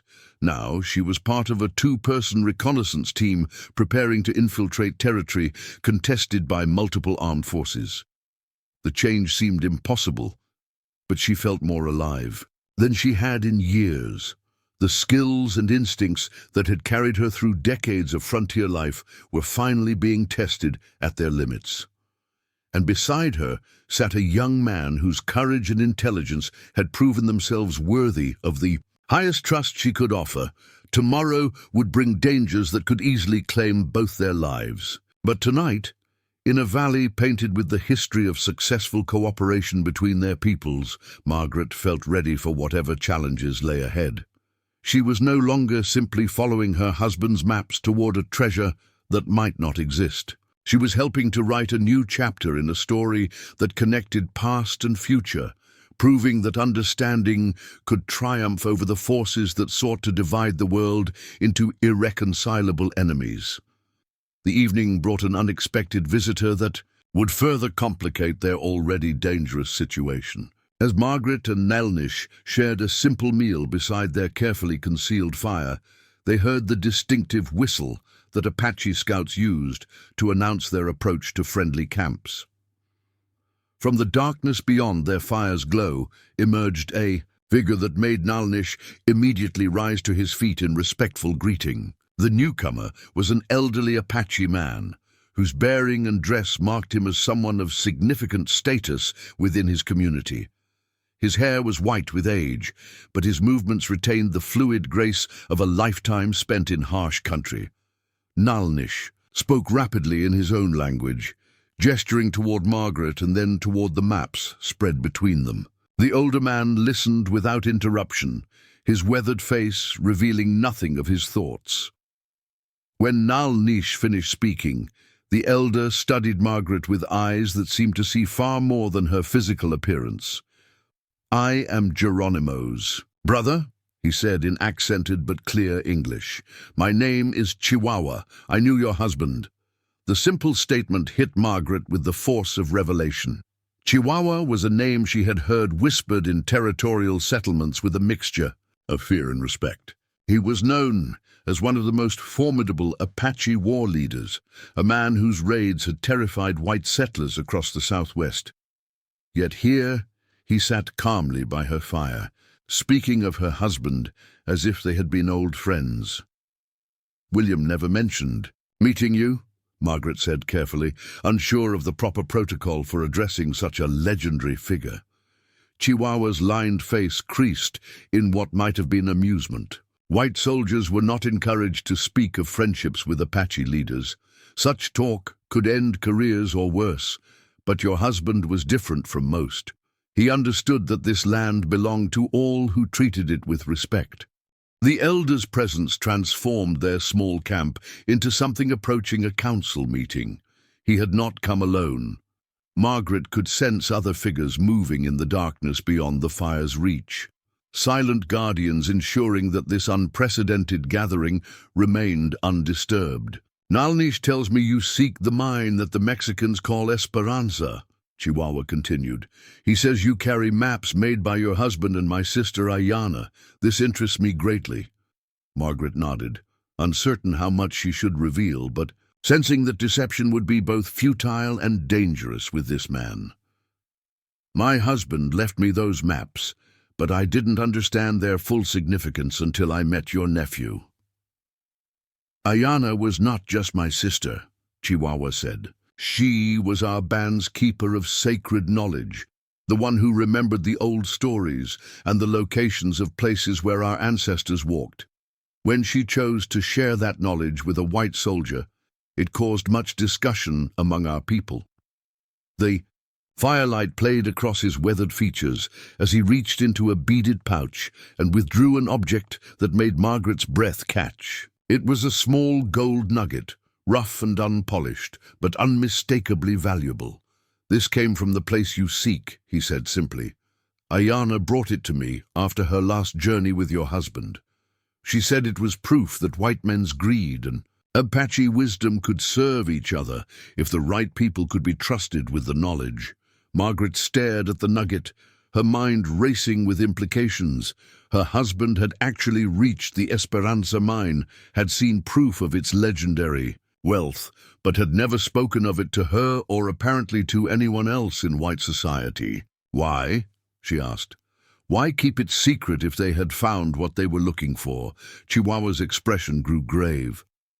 Because they understood what you are only beginning to learn. Gold brings death to the desert. It brings armies and machines, and men who see the land only as something to be torn apart and consumed. Ayana and your husband agreed that such knowledge was too dangerous to share widely. Then why are you telling me this now? Because the secret is already broken, the elder replied. Mexican soldiers search the area because someone has told them Americans seek treasure there. Apache warriors gather because they know sacred places are threatened. The careful balance that Ayana and your husband tried to maintain has been destroyed by other forces. Nalnish spoke urgently in Apache, and Chihuahua nodded grimly before translating. My nephew tells me that your grandson and his partner have hired additional men in Tucson. They no longer travel as a small party seeking lost treasure. They come now as a well-armed expedition, equipped for fighting rather than prospecting. The news struck Margaret like a physical blow. Timothy's betrayal had grown beyond simple greed into something approaching a military operation. The thought of her grandson leading armed men into this delicate landscape filled her with horror. There's more, Chihuahua continued. The Mexican commander searching the area is Colonel Vasquez, a man known for his brutality toward both Apache and American intruders. He has orders to prevent any foreign mining operations by whatever means necessary. If he encounters your grandson's party, there will be bloodshed. Margaret felt the weight of responsibility settling on her shoulders like a physical burden. Her decision to follow the maps had set in motion a chain of events that could result in dozens of deaths and the destruction of places that both cultures considered sacred. What can be done? She asked quietly. Chihuahua studied her for a long moment before answering. You could turn back, return to white settlements, and let others fight over secrets that should have remained buried. That would be the safe choice, the sensible choice, but you don't recommend it. No, he said simply, because you are the only person who might be able to prevent disaster. You know your grandson, understand how he thinks. You carry maps that show routes the other parties don't know about, and you travel with someone they would never suspect. He gestured toward Nalnish. My nephew could reach the mine site ahead of all the others. If you were there first, if you controlled access to the area, you might be able to prevent the violence that will surely come if these groups encounter each other without warning. The proposal was staggering in its audacity. Instead of avoiding the convergence of hostile forces, Chihuahua was suggesting they place themselves at the center of it, using their unique position to broker some kind of peaceful resolution. You're asking us to become mediators in a conflict that could involve dozens of armed men, Margaret said slowly. I am asking you to honor the work your husband and my sister began, Chihuahua replied. They believed that understanding between peoples was possible. Their maps were not just guides to treasure, but evidence that cooperation could benefit everyone. Now you have the opportunity to prove they were right. Margaret looked across the fire at Nalnish, seeing her own uncertainty reflected in his young face. What Chihuahua proposed went far beyond the personal quest that had brought them this far. It would require them to risk everything on the chance that reason could prevail over greed, fear, and generations of mistrust. If we fail, she asked, then you will die as Ayana and your husband would have wanted you to, Chihuahua said with simple directness. Fighting for something larger than yourselves. The elder rose to his feet, signaling that the decision was theirs to make. I cannot order my nephew to risk his life for this cause, and I cannot force you to attempt something that may be impossible. But I can tell you that if you succeed, you will have done something that could change the future of this land." He reached into his pouch again and withdrew 2 items that he placed carefully beside the fire. One was a small silver cross, obviously of Mexican origin, but worn smooth by countless hands. The other was a traditional Apache medicine bundle, its leather wrapping decorated with symbols that spoke of protection and spiritual power. These belonged to a Mexican priest and an Apache medicine man who once worked together to prevent a war between their peoples, Chihuahua explained. They failed, and both died for their efforts, but they proved that some things are worth dying for, even when success is not certain. With that, he melted back into the darkness, as silently as he had appeared, leaving Margaret and Nalnish alone, with a decision that would determine not just their own fates, but potentially the lives of everyone converging on the lost mine. They sat in silence for a long time after his departure, each lost in their own thoughts. The fire burned lower, but neither moved to add fuel. The night sounds of the desert continued around them, the distant call of a coyote, the rustle of small creatures in the brush, the whisper of wind through stone formations. Finally, Nalnish spoke. "My uncle asks much, perhaps too much." Margaret nodded. "He's asking us to prevent a war. 2 elderly people against armies and expeditions." "Not against," Nalnish corrected gently. "Between, standing in the middle, hoping that our presence might make others pause long enough to think rather than simply fight." The distinction was important, Margaret realized. They wouldn't be opposing the various forces converging on the mine. They would be trying to create a space where those forces might encounter each other without immediate violence, where negotiation might be possible instead of inevitable conflict. "Your mother and my husband believed it could work," she said. "Slowly. In a different time, when there were fewer people and more room for compromise," Nalnish replied. "Now the stakes are higher, the pressures are greater." Margaret looked at the 2 objects Chihuahua had left beside their fire, symbols of failed cooperation, but also of the courage required to attempt it. The priest and the medicine man had died trying to prevent war, but their example had inspired others to continue working for peace. "I think," she said quietly, "that I've been running from the wrong thing. I thought I was fleeing Timothy's betrayal, seeking some kind of personal vindication, but maybe I was really running toward this choice." Nalnish studied her face in the firelight. "You would risk everything for the chance to prove that your husband's work had meaning." "I would risk everything to prove that understanding is possible," Margaret corrected. "That people can choose cooperation over conflict, even when everything around them seems to demand violence." The young Apache man nodded slowly. "Then we go forward, not as treasure seekers, but as peacemakers. Not to claim the gold, but to protect the sacred places where it lies hidden."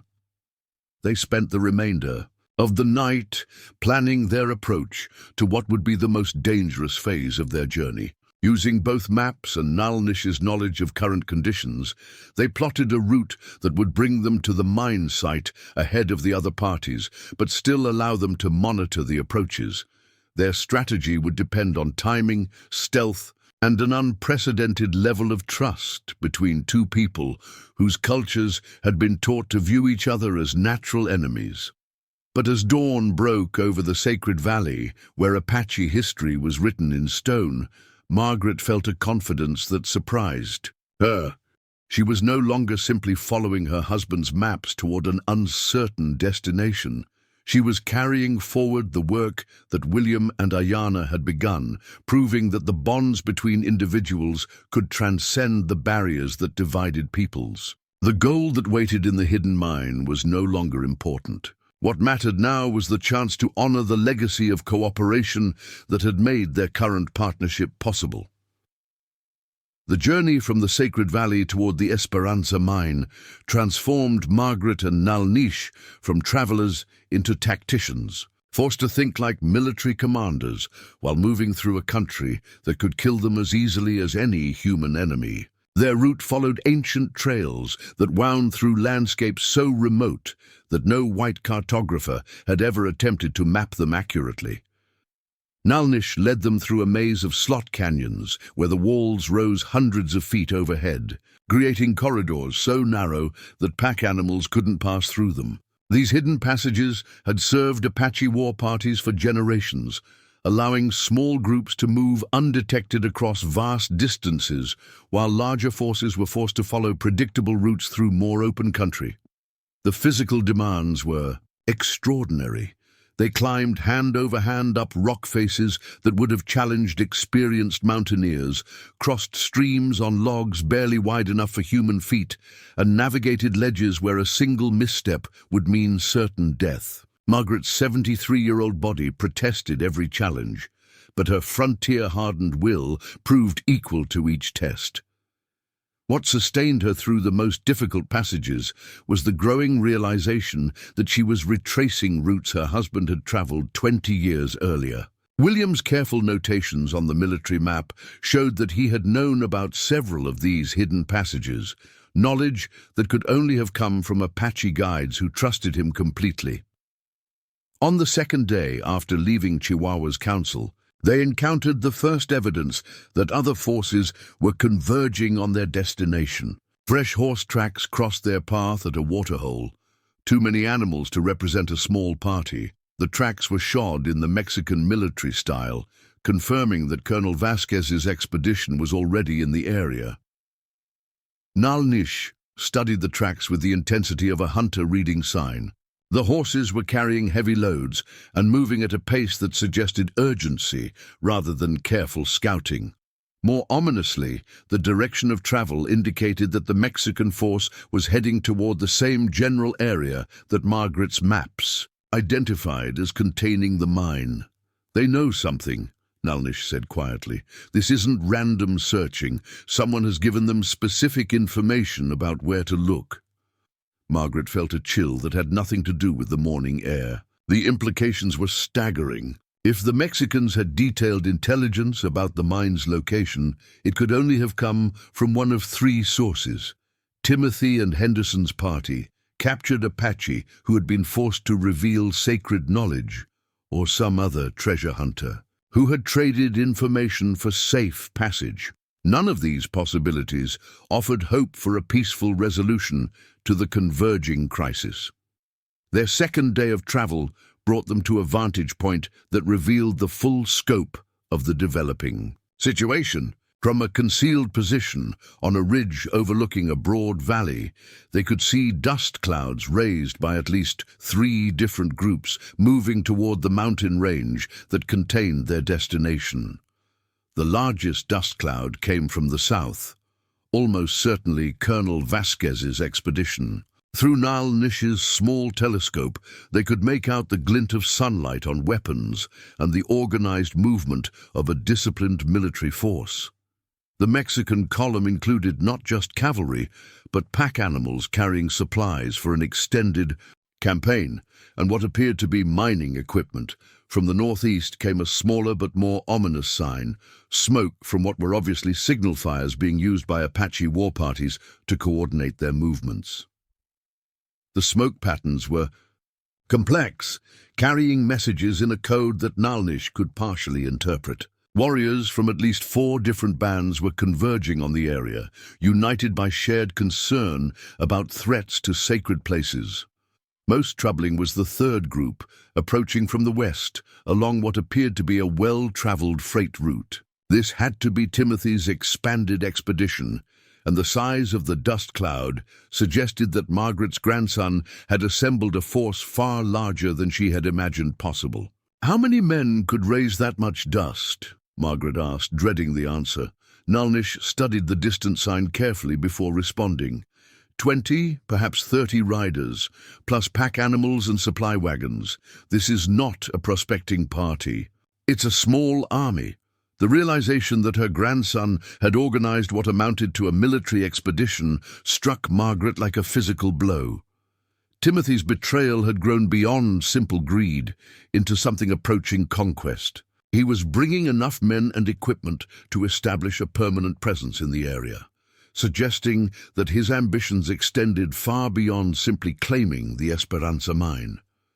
But the most chilling possibility was that all three forces might reach the contested area simultaneously.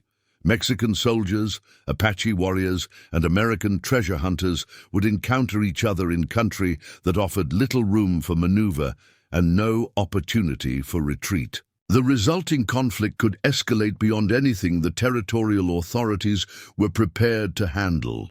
"We have to reach the mine first," Margaret said, stating what they both already knew. "Yes," Nalnish agreed, "but reaching it is only the beginning. Once we're there, we become the prize that everyone else is fighting over." The afternoon brought new intelligence that complicated their situation even further. Hidden in a grove of ancient oak trees, they encountered another Apache scout, a weathered warrior named Cochise, who served as Chihuahua's eyes and ears. In this remote country, Cochise brought news that transformed their understanding of the forces arrayed around them. The Mexican expedition was larger and better equipped than they had realized, including artillery pieces that could blast through rock formations if necessary. Colonel Vasquez had apparently convinced his superiors that American mining operations represented a serious threat to Mexican territorial claims. More disturbing was intelligence about Timothy's expedition. The additional men he had hired weren't simple prospectors or even experienced miners. Many were former Confederate soldiers who had drifted west after the Civil War, men skilled in warfare but lacking other prospects. They had been attracted, not just by promises of gold, but by the chance to strike back at federal authorities who they blamed for their post-war hardships. "Your grandson has told them this is more than treasure hunting," Cochise reported in heavily accented English. "He claims the federal government is trying to steal mineral rights that belong to territorial citizens. He has convinced them they are fighting for states' rights rather than personal profit." The news horrified Margaret. Timothy had weaponized the lingering bitterness of the Civil War, turning a treasure hunt into a political crusade that could have consequences far beyond the immediate area. If his expedition clashed with federal territorial authorities or Mexican military forces, it could trigger the kind of international incident that led to wars. But Cochise's most significant intelligence concerned the mine itself. Recent Apache scouting had revealed that the legendary Esperanza wasn't simply a single deposit of gold ore. It was an entire network of interconnected caverns and tunnels that had been worked by indigenous peoples for centuries before Spanish colonizers arrived. The gold that had attracted so much attention was only part of the site's significance. The caverns contained sacred chambers where Apache spiritual leaders had conducted ceremonies for generations. Disturbing these places wouldn't just be cultural vandalism, it would be an attack on the spiritual foundations of Apache society.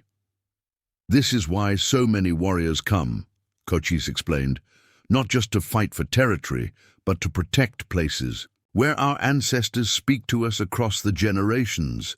Margaret felt the weight of responsibility settling even more heavily on her shoulders. The maps she carried weren't just guides to mineral wealth. They were keys to one of the most sacred sites in Apache territory. Her husband and Ayana had shared this knowledge across cultural boundaries, but they had also assumed it would be used responsibly. Now she faced the possibility that her quest for personal vindication could result in the destruction of irreplaceable sacred sites and the deaths of dozens of people on all sides of the developing conflict. "There has to be another way," she said, more to herself than to her companions. Cochise studied her with eyes that had seen too much violence in their time. "Perhaps, but it would require all sides to choose wisdom over pride, understanding over conquest. Such choices are rare when gold and glory are at stake. That evening, as they made camp in a hidden canyon that provided concealment from the various forces moving through the area, Margaret and Nalnish faced a decision that would determine the outcome of everything they had worked toward. They could still reach the mine ahead of the other parties, but doing so would place them at the center of a conflict they were poorly equipped to control. Alternatively, they could attempt to intercept one or more of the converging forces, trying to negotiate some kind of peaceful resolution before violence became inevitable. The choice was complicated by intelligence that continued to arrive through Apache communication networks.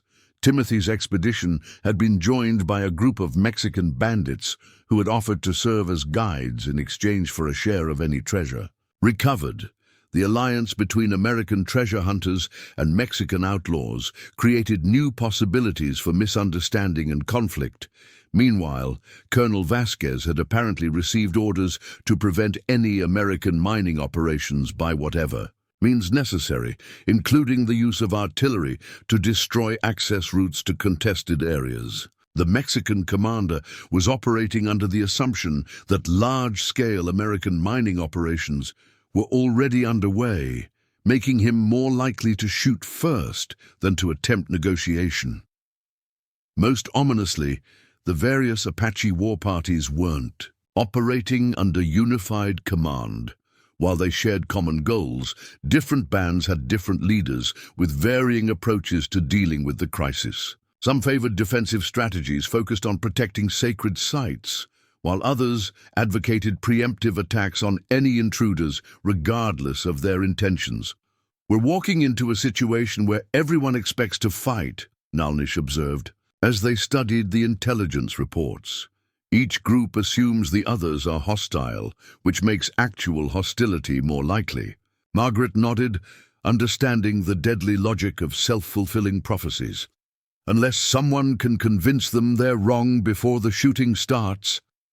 "And that someone would have to be trusted by all sides," Nalnish added. "Which may be impossible."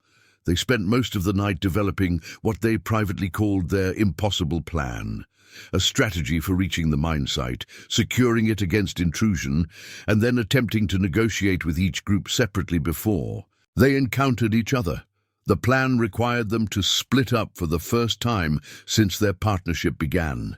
Nalnish would use his Apache connections to communicate with the various war parties, carrying messages from Chihuahua that might convince the warriors to delay their attacks long enough for negotiation to be attempted. Meanwhile, Margaret would position herself at the mine entrance, using her age and apparent helplessness to convince approaching forces that the site was already occupied by someone who posed no threat to their interests. Her presence might buy enough time for cooler heads to prevail. It was a desperate strategy that depended on assumptions that might prove fatally wrong. They assumed Timothy would hesitate to harm his own grandmother, even after betraying her. They assumed Mexican military discipline would prevent soldiers from firing on an elderly civilian woman. They assumed Apache warriors would respect Chihuahua's authority enough to delay their attacks. Any of these assumptions could be incorrect, leading to disaster for everyone involved. But as dawn broke over their hidden canyon and the time for decision arrived, both Margaret and Nalnish understood that their impossible plan was the only alternative to certain violence. They had come too far and learned too much to simply abandon the effort when success seemed within reach. "My mother would say we're being foolish," Nalnish observed, as they prepared for what might be their final day together. "Your mother was willing to risk everything to prove that cooperation was possible," Margaret replied. "I think she would understand." They divided their supplies carefully, each taking enough water and food to survive for several days if circumstances prevented them from reuniting. Margaret kept her husband's original map, while Nalnish carried the Apache map that would allow him to approach the various war parties without being mistaken for an enemy. Most importantly, They each carried one of the symbolic objects Chihuahua had given them, tokens that might convince others of their peaceful intentions and their connection to the legendary cooperation between William Calloway and Ayana. As they prepared to separate, Margaret found herself looking at the young Apache man who had become her closest companion with emotions she couldn't easily define. He had saved her life, guided her through an impossible country, and shared knowledge that had transformed her understanding of her own husband's legacy. "If we don't see each other again," she said quietly, "I want you to know that traveling with you has been the greatest honor of my life." Nalnish nodded gravely. "You have shown me that the stories my mother told about your husband were true. Some white people can be trusted with sacred knowledge." They embraced briefly, an unprecedented gesture that would have scandalized observers from either of their cultures, but which felt completely natural in the context of their shared dangers and mutual respect. Then they separated, each following routes that would take them toward their destiny at the legendary Esperanza mine. Margaret watched Nalnish disappear into the maze of canyon walls, moving with the fluid grace that had first marked him as someone who belonged completely to this harsh landscape. For the first time in over a week, she was alone again. But this solitude felt completely different from the abandonment she had experienced after Timothy's betrayal. She was alone by choice, carrying out a mission that had grown far beyond personal vindication into something that could affect the future of the entire territory. The route to the mine took her through a country that seemed designed to test her resolve.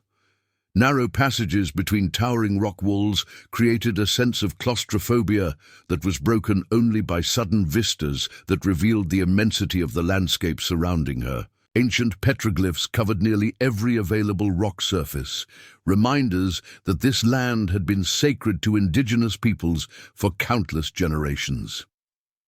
As she climbed higher into the mountains, Margaret began to understand why the Esperanza mine had acquired such legendary status. The country itself seemed touched by supernatural forces, strange rock formations that appeared almost architectural in their precision, springs that emerged from solid rock without apparent source, and acoustic effects that carried sounds for impossible distances. By midday, she had reached the area her husband's map identified as containing the mine entrance. What she found exceeded even her expanded expectations of this extraordinary place. The mine wasn't simply a hole in the ground or even a series of tunnels. It was a natural cathedral carved from solid rock by geological forces so ancient they predated human presence in the region. The entrance was hidden behind a waterfall that dropped from heights invisible above, creating a curtain of mist that obscured the opening from casual observation. Behind the waterfall, passages led into chambers that had clearly been modified by human hands. Indigenous miners had expanded natural caverns, created ventilation systems, and established water sources that allowed for extended underground work. The scale of the operation suggested that gold extraction had been a major enterprise for the native peoples who had originally worked this site. Most remarkably, the chambers showed evidence of ceremonial use as well as practical mining. Walls were decorated with pictographs that seemed to blend spiritual imagery with practical information about ore deposits and extraction techniques. The integration of sacred and secular purposes explained why Apache leaders were so determined to protect this place from desecration. Margaret explored the accessible portions of the mine system, using her husband's detailed notes to navigate safely through passages that could easily become death traps for the unwary. She found evidence of William and Ayana's presence, carved initials, cached supplies, and most movingly, a small shrine where someone had left offerings that honored both Christian and Apache spiritual traditions. But she also found something that chilled her to the bone. Recent disturbance in several of the chambers indicated that someone else had been exploring the mine within the past few weeks. Tools had been left behind, new passages had been opened, and most ominously, several of the pictographs had been damaged by what appeared to be deliberate vandalism. Someone had reached the Esperanza, mine ahead of all the converging forces, and had begun the systematic destruction of its sacred elements while extracting whatever gold could be easily obtained. The realization transformed Margaret's understanding of the crisis yet again. Various military and treasure-hunting expeditions weren't racing to discover an untouched site. They were converging on a place that was already being destroyed by unknown parties who had no respect for either its historical significance or its spiritual importance. As afternoon shadows began to lengthen across the hidden canyon that contained the mine, Margaret heard the sounds that announced the end of her solitary guardianship. Horses, men's voices, and the metallic sounds of weapons being readied echoed from the canyon approaches. The convergence she and Nalnish had hoped to prevent was beginning, and she was alone at the center of it with no way to communicate with her Apache partner and no certainty that their impossible plan could succeed. But Margaret Calloway had not survived 73 years of frontier life by surrendering to despair when circumstances turned against her. She had reached the legendary Esperanza mine. She had discovered evidence of her husband's most important work, and she now stood at the center of events that could determine the future of relations between cultures in this contested territory. Whatever happened next, she would face it with the same courage that had brought her this far. The maps had led her to treasure far more valuable than gold, the chance to prove that understanding between peoples was possible, even in the face of forces that seemed determined to make conflict inevitable. The first group to reach the waterfall entrance was not any of the forces Margaret had expected. Instead, emerging from the mist like apparitions, came three men whose appearance immediately explained the recent vandalism she had discovered in the sacred chambers.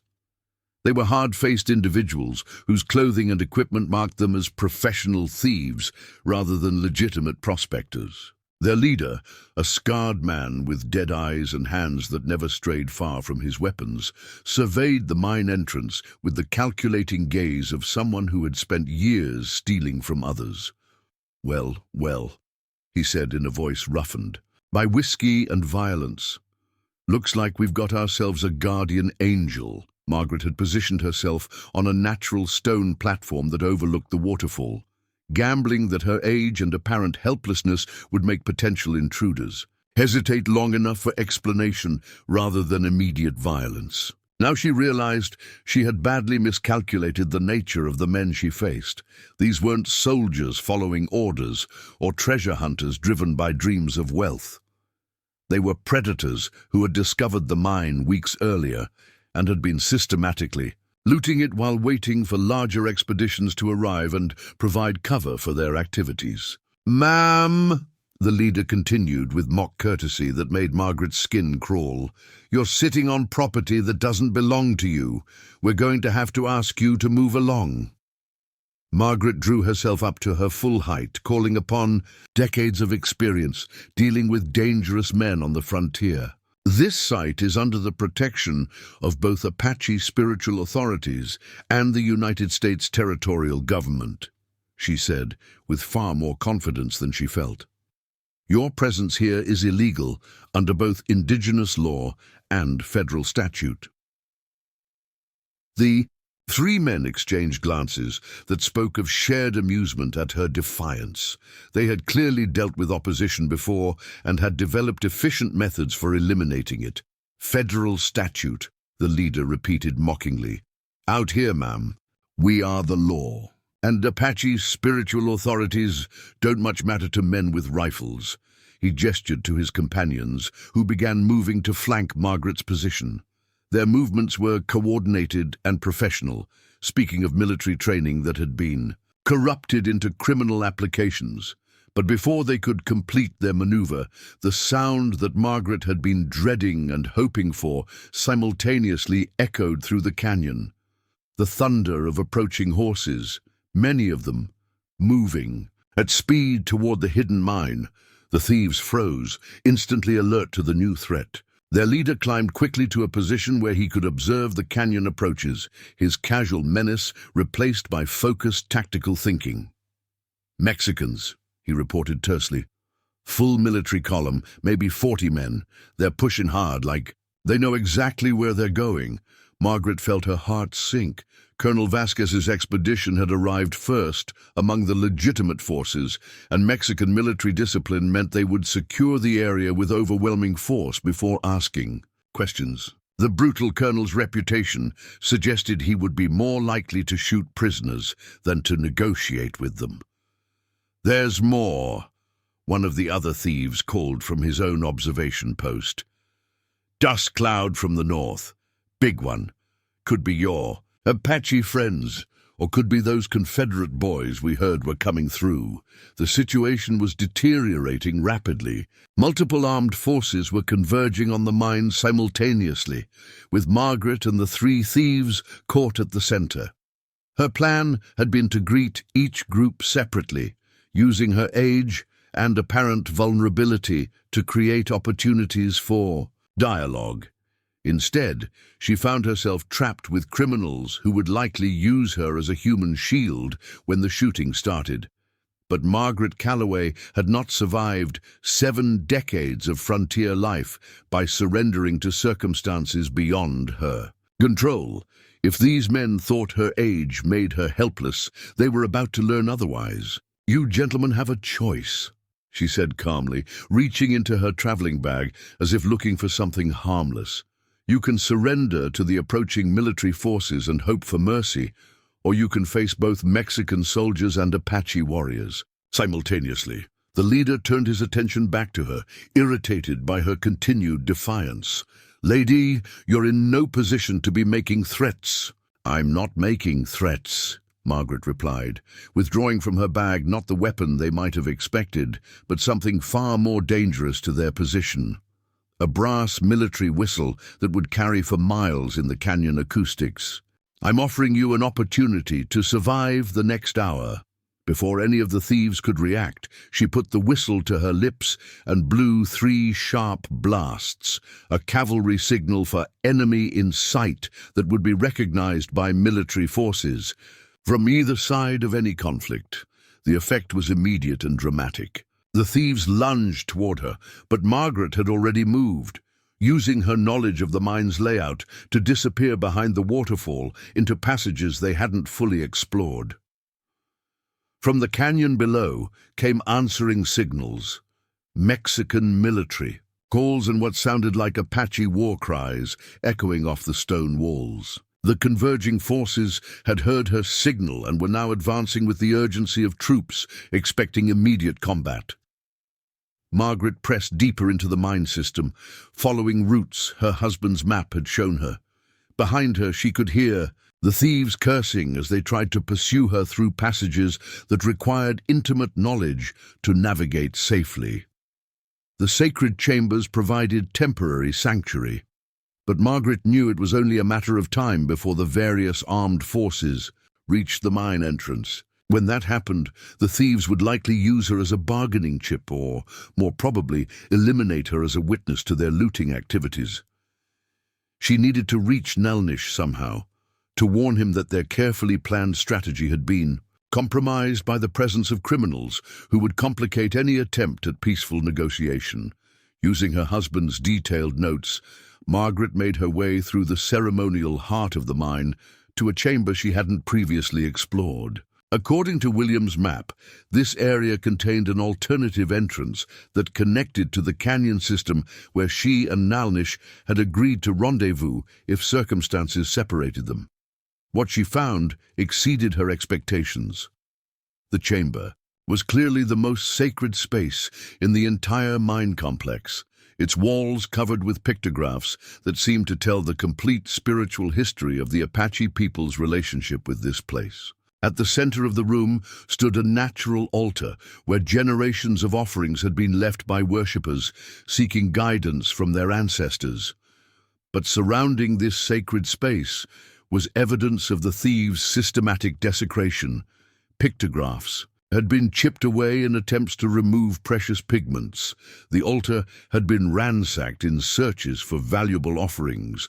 Most horrifying of all, recent excavations had damaged the chamber's acoustic properties, which had clearly been designed to amplify ceremonial chants and prayers.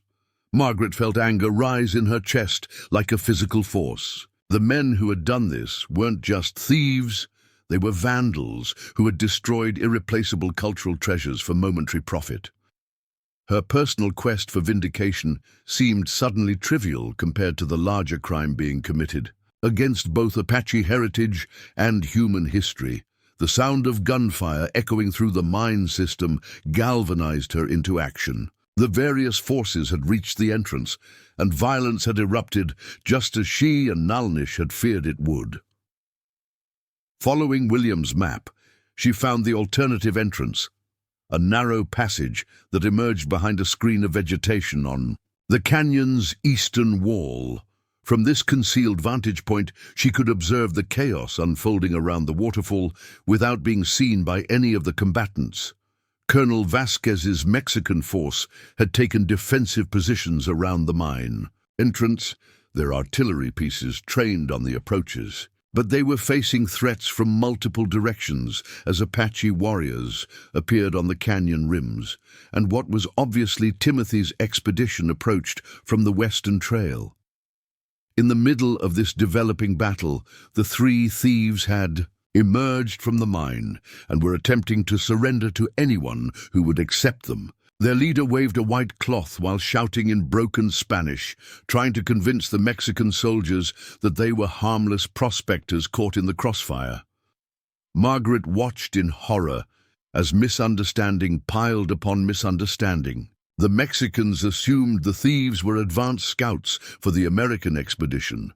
The Apache warriors saw armed white men emerging from their sacred site and prepared for immediate attack. Timothy's force, arriving to find Mexican artillery aimed in their direction, began deploying for what they assumed would be a fight for their lives. All the elements for disaster were in place, and the first shots had already been fired.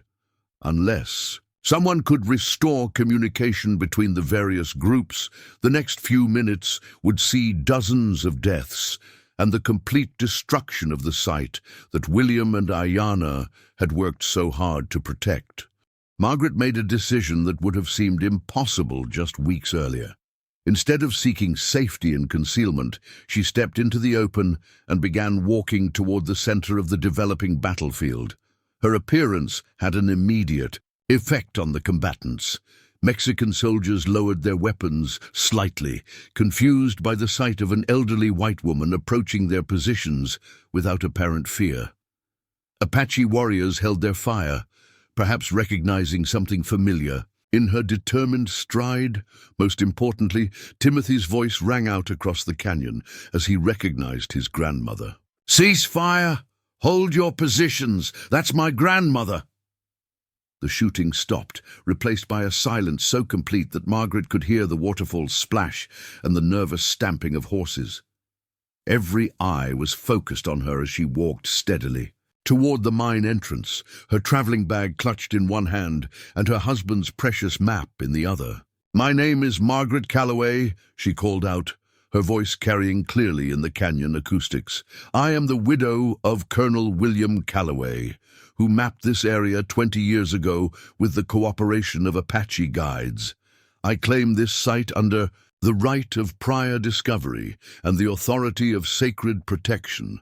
The declaration was legally meaningless, but it accomplished what she had hoped.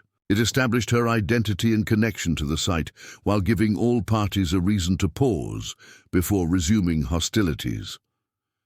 Colonel Vasquez rode forward, his uniform immaculate, despite the harsh conditions of desert campaigning. He was a man, in his 50s, with the bearing of someone accustomed to absolute authority and the cold eyes of someone who had enforced that authority through violence when necessary. "Senora," he said in accented but precise English, "you are trespassing on territory claimed by the Republic of Mexico. These men with you are armed intruders who will be treated as invaders unless they surrender immediately." These men are not with me, Margaret replied firmly. The three who emerged from the mine are thieves who have been vandalizing this sacred site. My grandson's expedition was misled about the nature of this place, and the Apache warriors you see are here to protect their ancestral shrines from desecration. Timothy rode closer, his face showing a mixture of relief and embarrassment at finding his grandmother alive and apparently unharmed. "Grandmother, what are you doing here? How did you survive in the desert?" "I survived because I was helped by people you taught me to fear," Margaret replied, her voice carrying clearly across the canyon. "And I'm here because your betrayal led me to discover something far more important than gold." She held up her husband's map, making sure all the combatants could see it. "This mine isn't just a source of precious metal. It's one of the most sacred sites in Apache territory, a place where their ancestors have worshipped for centuries. The gold you're all fighting over is contained in chambers that serve as churches for people whose spiritual traditions are older than any European presence in this land." The revelation caused visible confusion among Timothy's men. Many were former Confederate soldiers who had been told they were fighting for territorial rights against Mexican oppression. The idea that they might be desecrating Native American religious sites clearly troubled some of them. Colonel Vasquez, however, seemed unmoved by appeals to cultural sensitivity. "Senora, whatever the historical significance of this place, it lies within territory that Mexico will defend against all foreign incursions. Your presence here and that of these armed Americans constitutes an act of aggression that requires immediate response."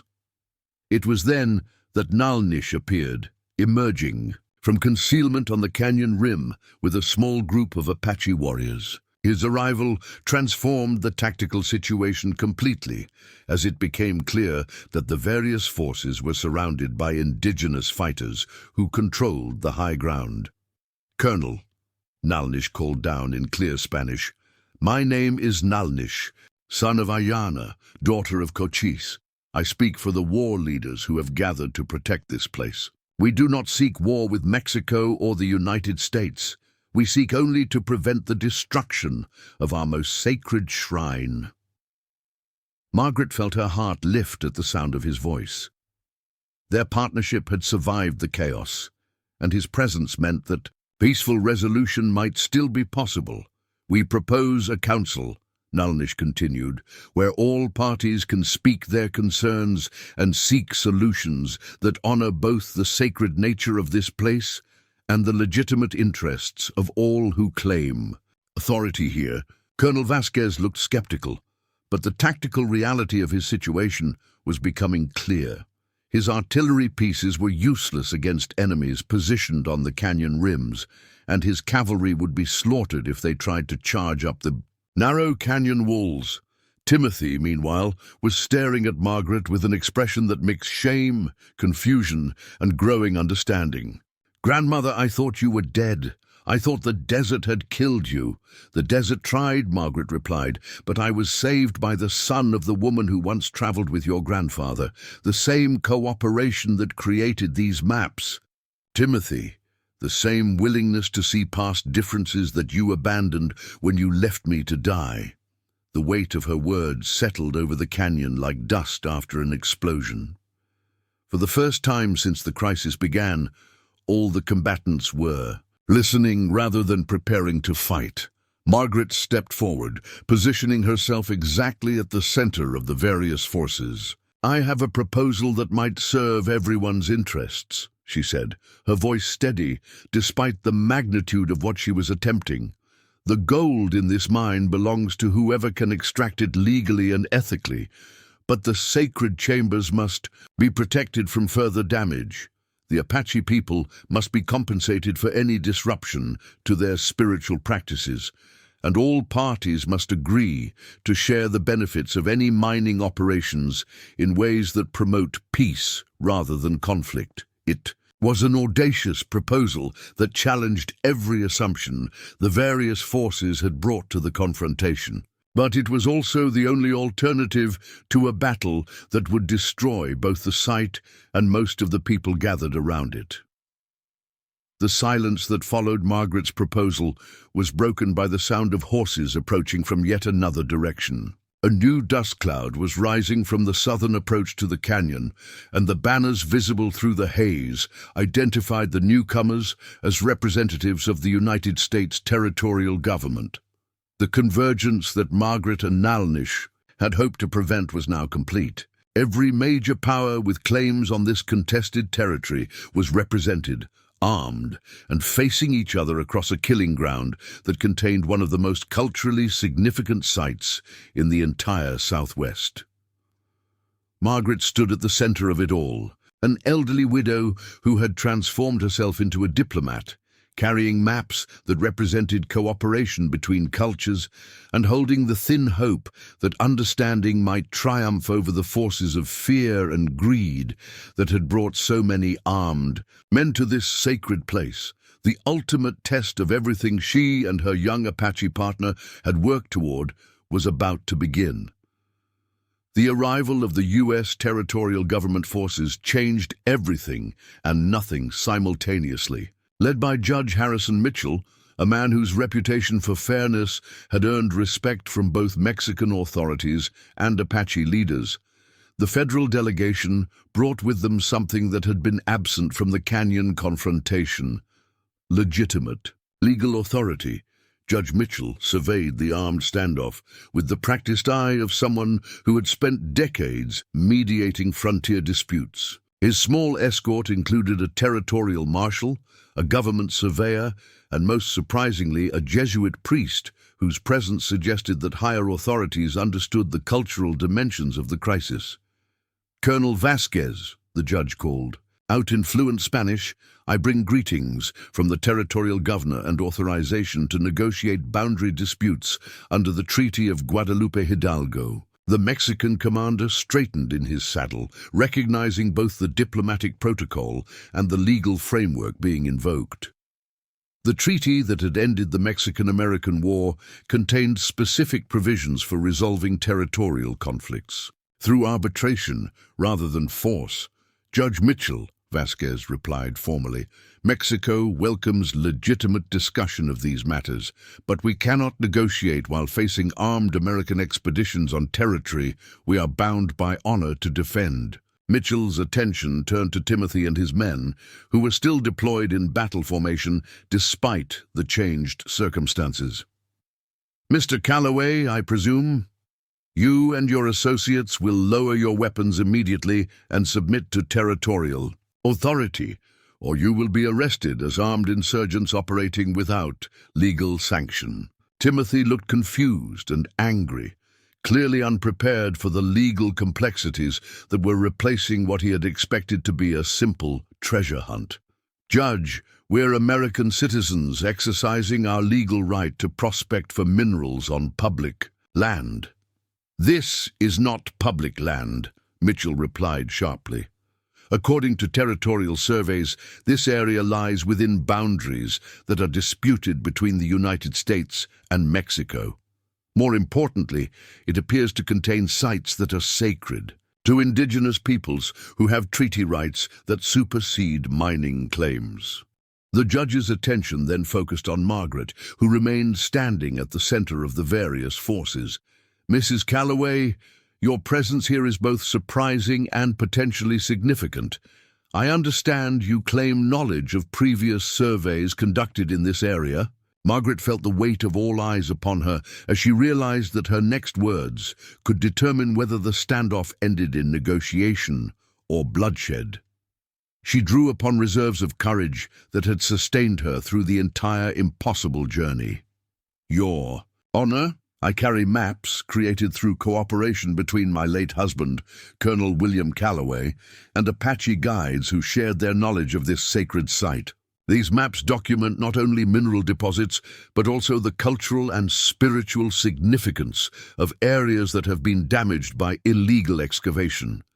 She gestured toward the three thieves, who were now under guard by both Mexican and American forces. These men have been systematically vandalizing pictographs and ceremonial chambers while stealing gold that belongs to the Apache people by right of ancestral occupation. Father Rodriguez, the Jesuit priest, stepped forward with obvious interest. Mrs. Calloway, you speak of pictographs and ceremonial chambers.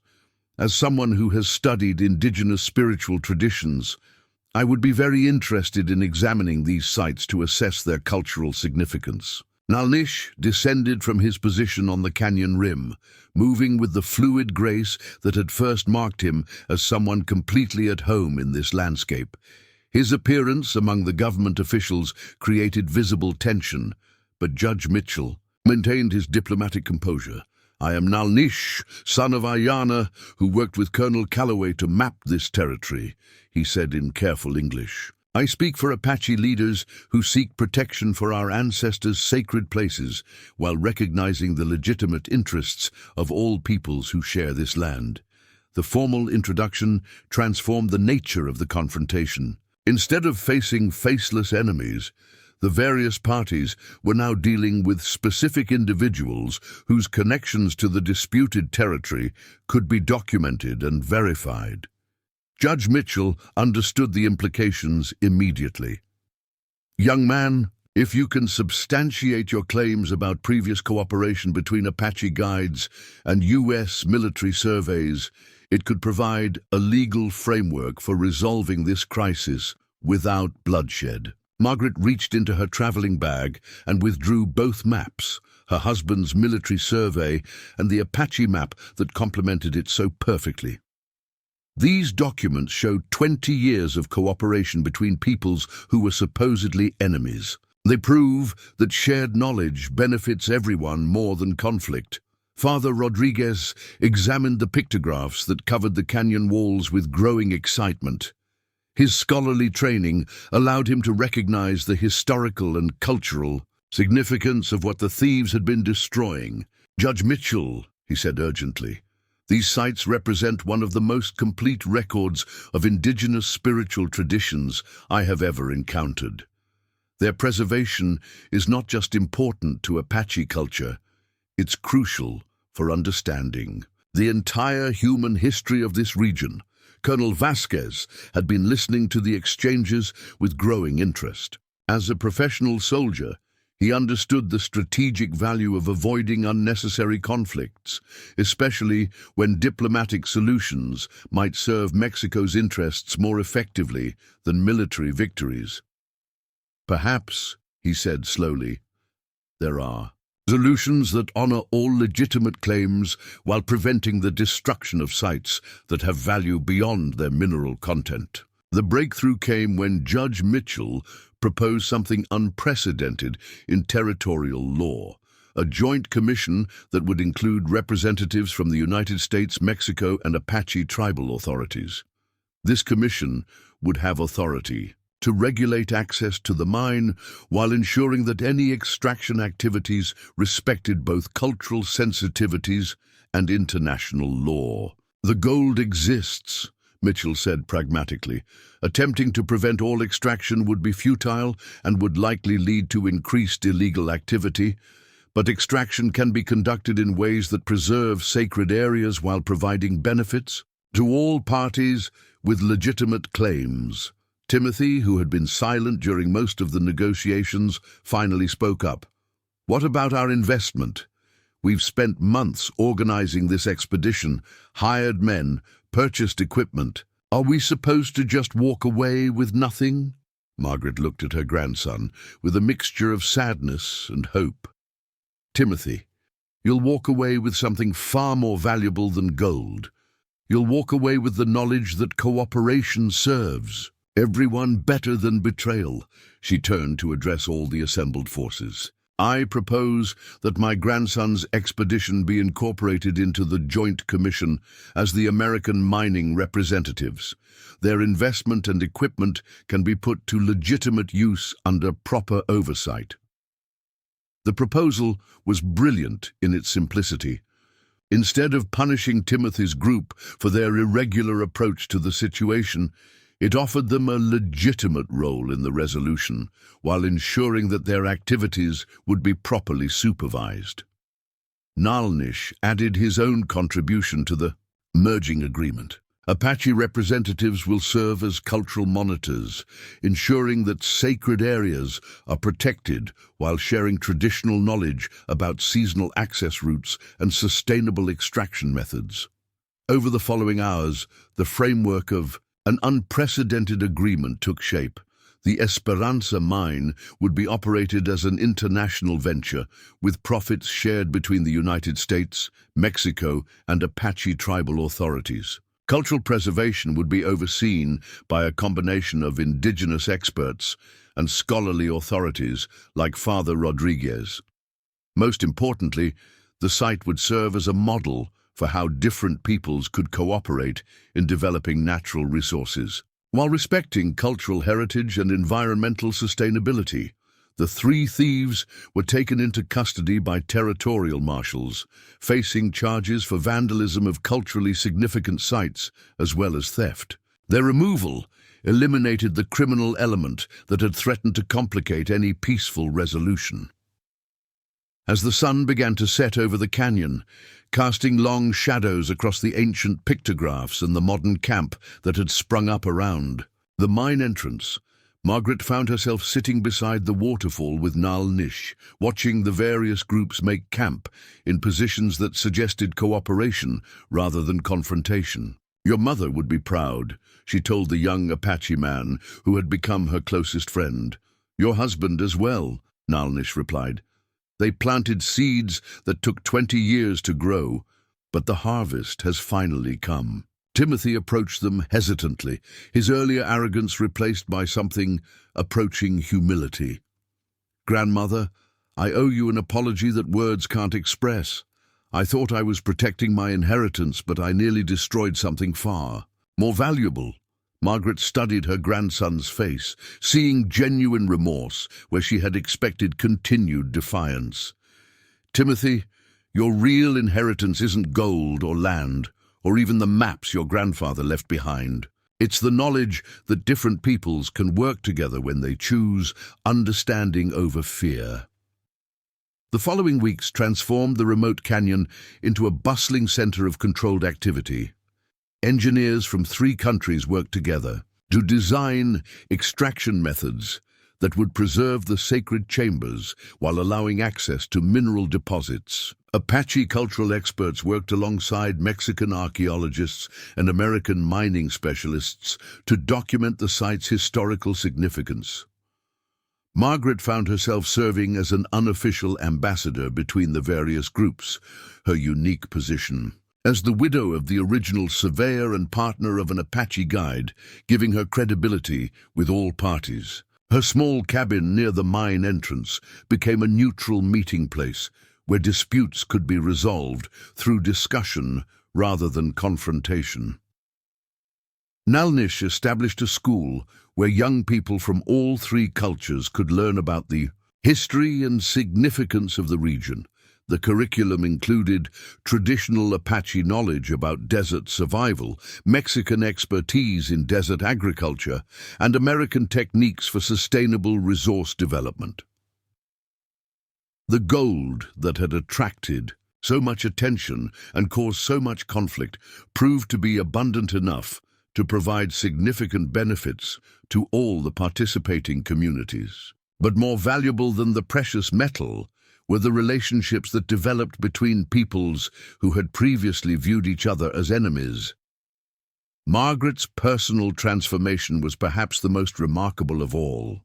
The elderly widow who had been abandoned to die in the desert had become a respected leader whose opinions were sought by government officials, military commanders, and tribal elders. Her age, which had once seemed like a liability, was now recognized as a source of wisdom and perspective that younger negotiators lacked. One evening, as she sat beside her fire reading from one of the books she had carried throughout her desert odyssey, Margaret reflected on the strange journey that had brought her to this place. She had set out seeking vindication for a personal, betrayal, and had found instead a purpose that connected her to something larger than her individual grievances. The maps her husband had left behind were no longer simply guides to mineral wealth. They had become symbols of the cooperation that was possible when people chose to see past their differences toward their common interests. A year after the crisis at the Esperanza mine, Margaret received a visit from Judge Mitchell, who brought news that the Joint Commission's work was being studied by territorial authorities throughout the Southwest as a model for resolving similar conflicts. "Mrs. Calloway," he said, "you've accomplished something that many people thought was impossible. You've proven that cooperation between different cultures can serve everyone's interests better than conflict." Margaret smiled, thinking of her husband and Ayana, whose vision had finally been realized despite all the forces that had seemed determined to prevent it. "Judge, I didn't accomplish this alone. Every person who chose understanding over fear, every individual who was willing to listen rather than simply fight, they all contributed to this outcome." As Mitchell prepared to leave, he brought one final piece of news that completed Margaret's sense of closure. "The territorial governor has asked me to inform you that your grandson Timothy has requested assignment to the Joint Commission as a permanent representative. He apparently wants to continue the work you and his grandfather began."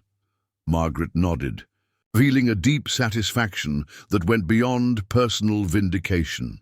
The betrayal that had driven her into the desert had ultimately led to reconciliation that bridged both family divisions and cultural barriers. That evening, she and Nalnish sat together beside the waterfall, watching the stars emerge in the desert sky. Their unlikely partnership had grown into a friendship that transcended every boundary their respective cultures had erected. "What comes next?" Nalnish asked, his question encompassing both their personal futures and the larger work they had helped to begin. Margaret looked out across the canyon, where 3 flags now flew together over the mine entrance, American, Mexican, and Apache symbols of the cooperation that had replaced conflict. "We keep building bridges," she said simply. "We keep proving that understanding is possible, even when everything seems to argue against it." The desert that had nearly claimed her life had instead given her a purpose that extended far beyond her remaining years. In the vast landscapes where different peoples had learned to share both resources and respect, Margaret Calloway had found her true inheritance: the knowledge that hope could triumph over fear, and that cooperation could overcome even the deepest divisions between peoples. The maps that had guided her to the Esperanza mine would continue to guide others toward the greater treasure of mutual understanding, long after the gold was exhausted and the canyon returned to its ancient silence. Up next, you've got 2 more standout stories right on your screen. If this one hits the mark, you won't want to pass these up. Just click and check them out, and don't forget to subscribe and turn on the notification bell so you don't miss any upload from us.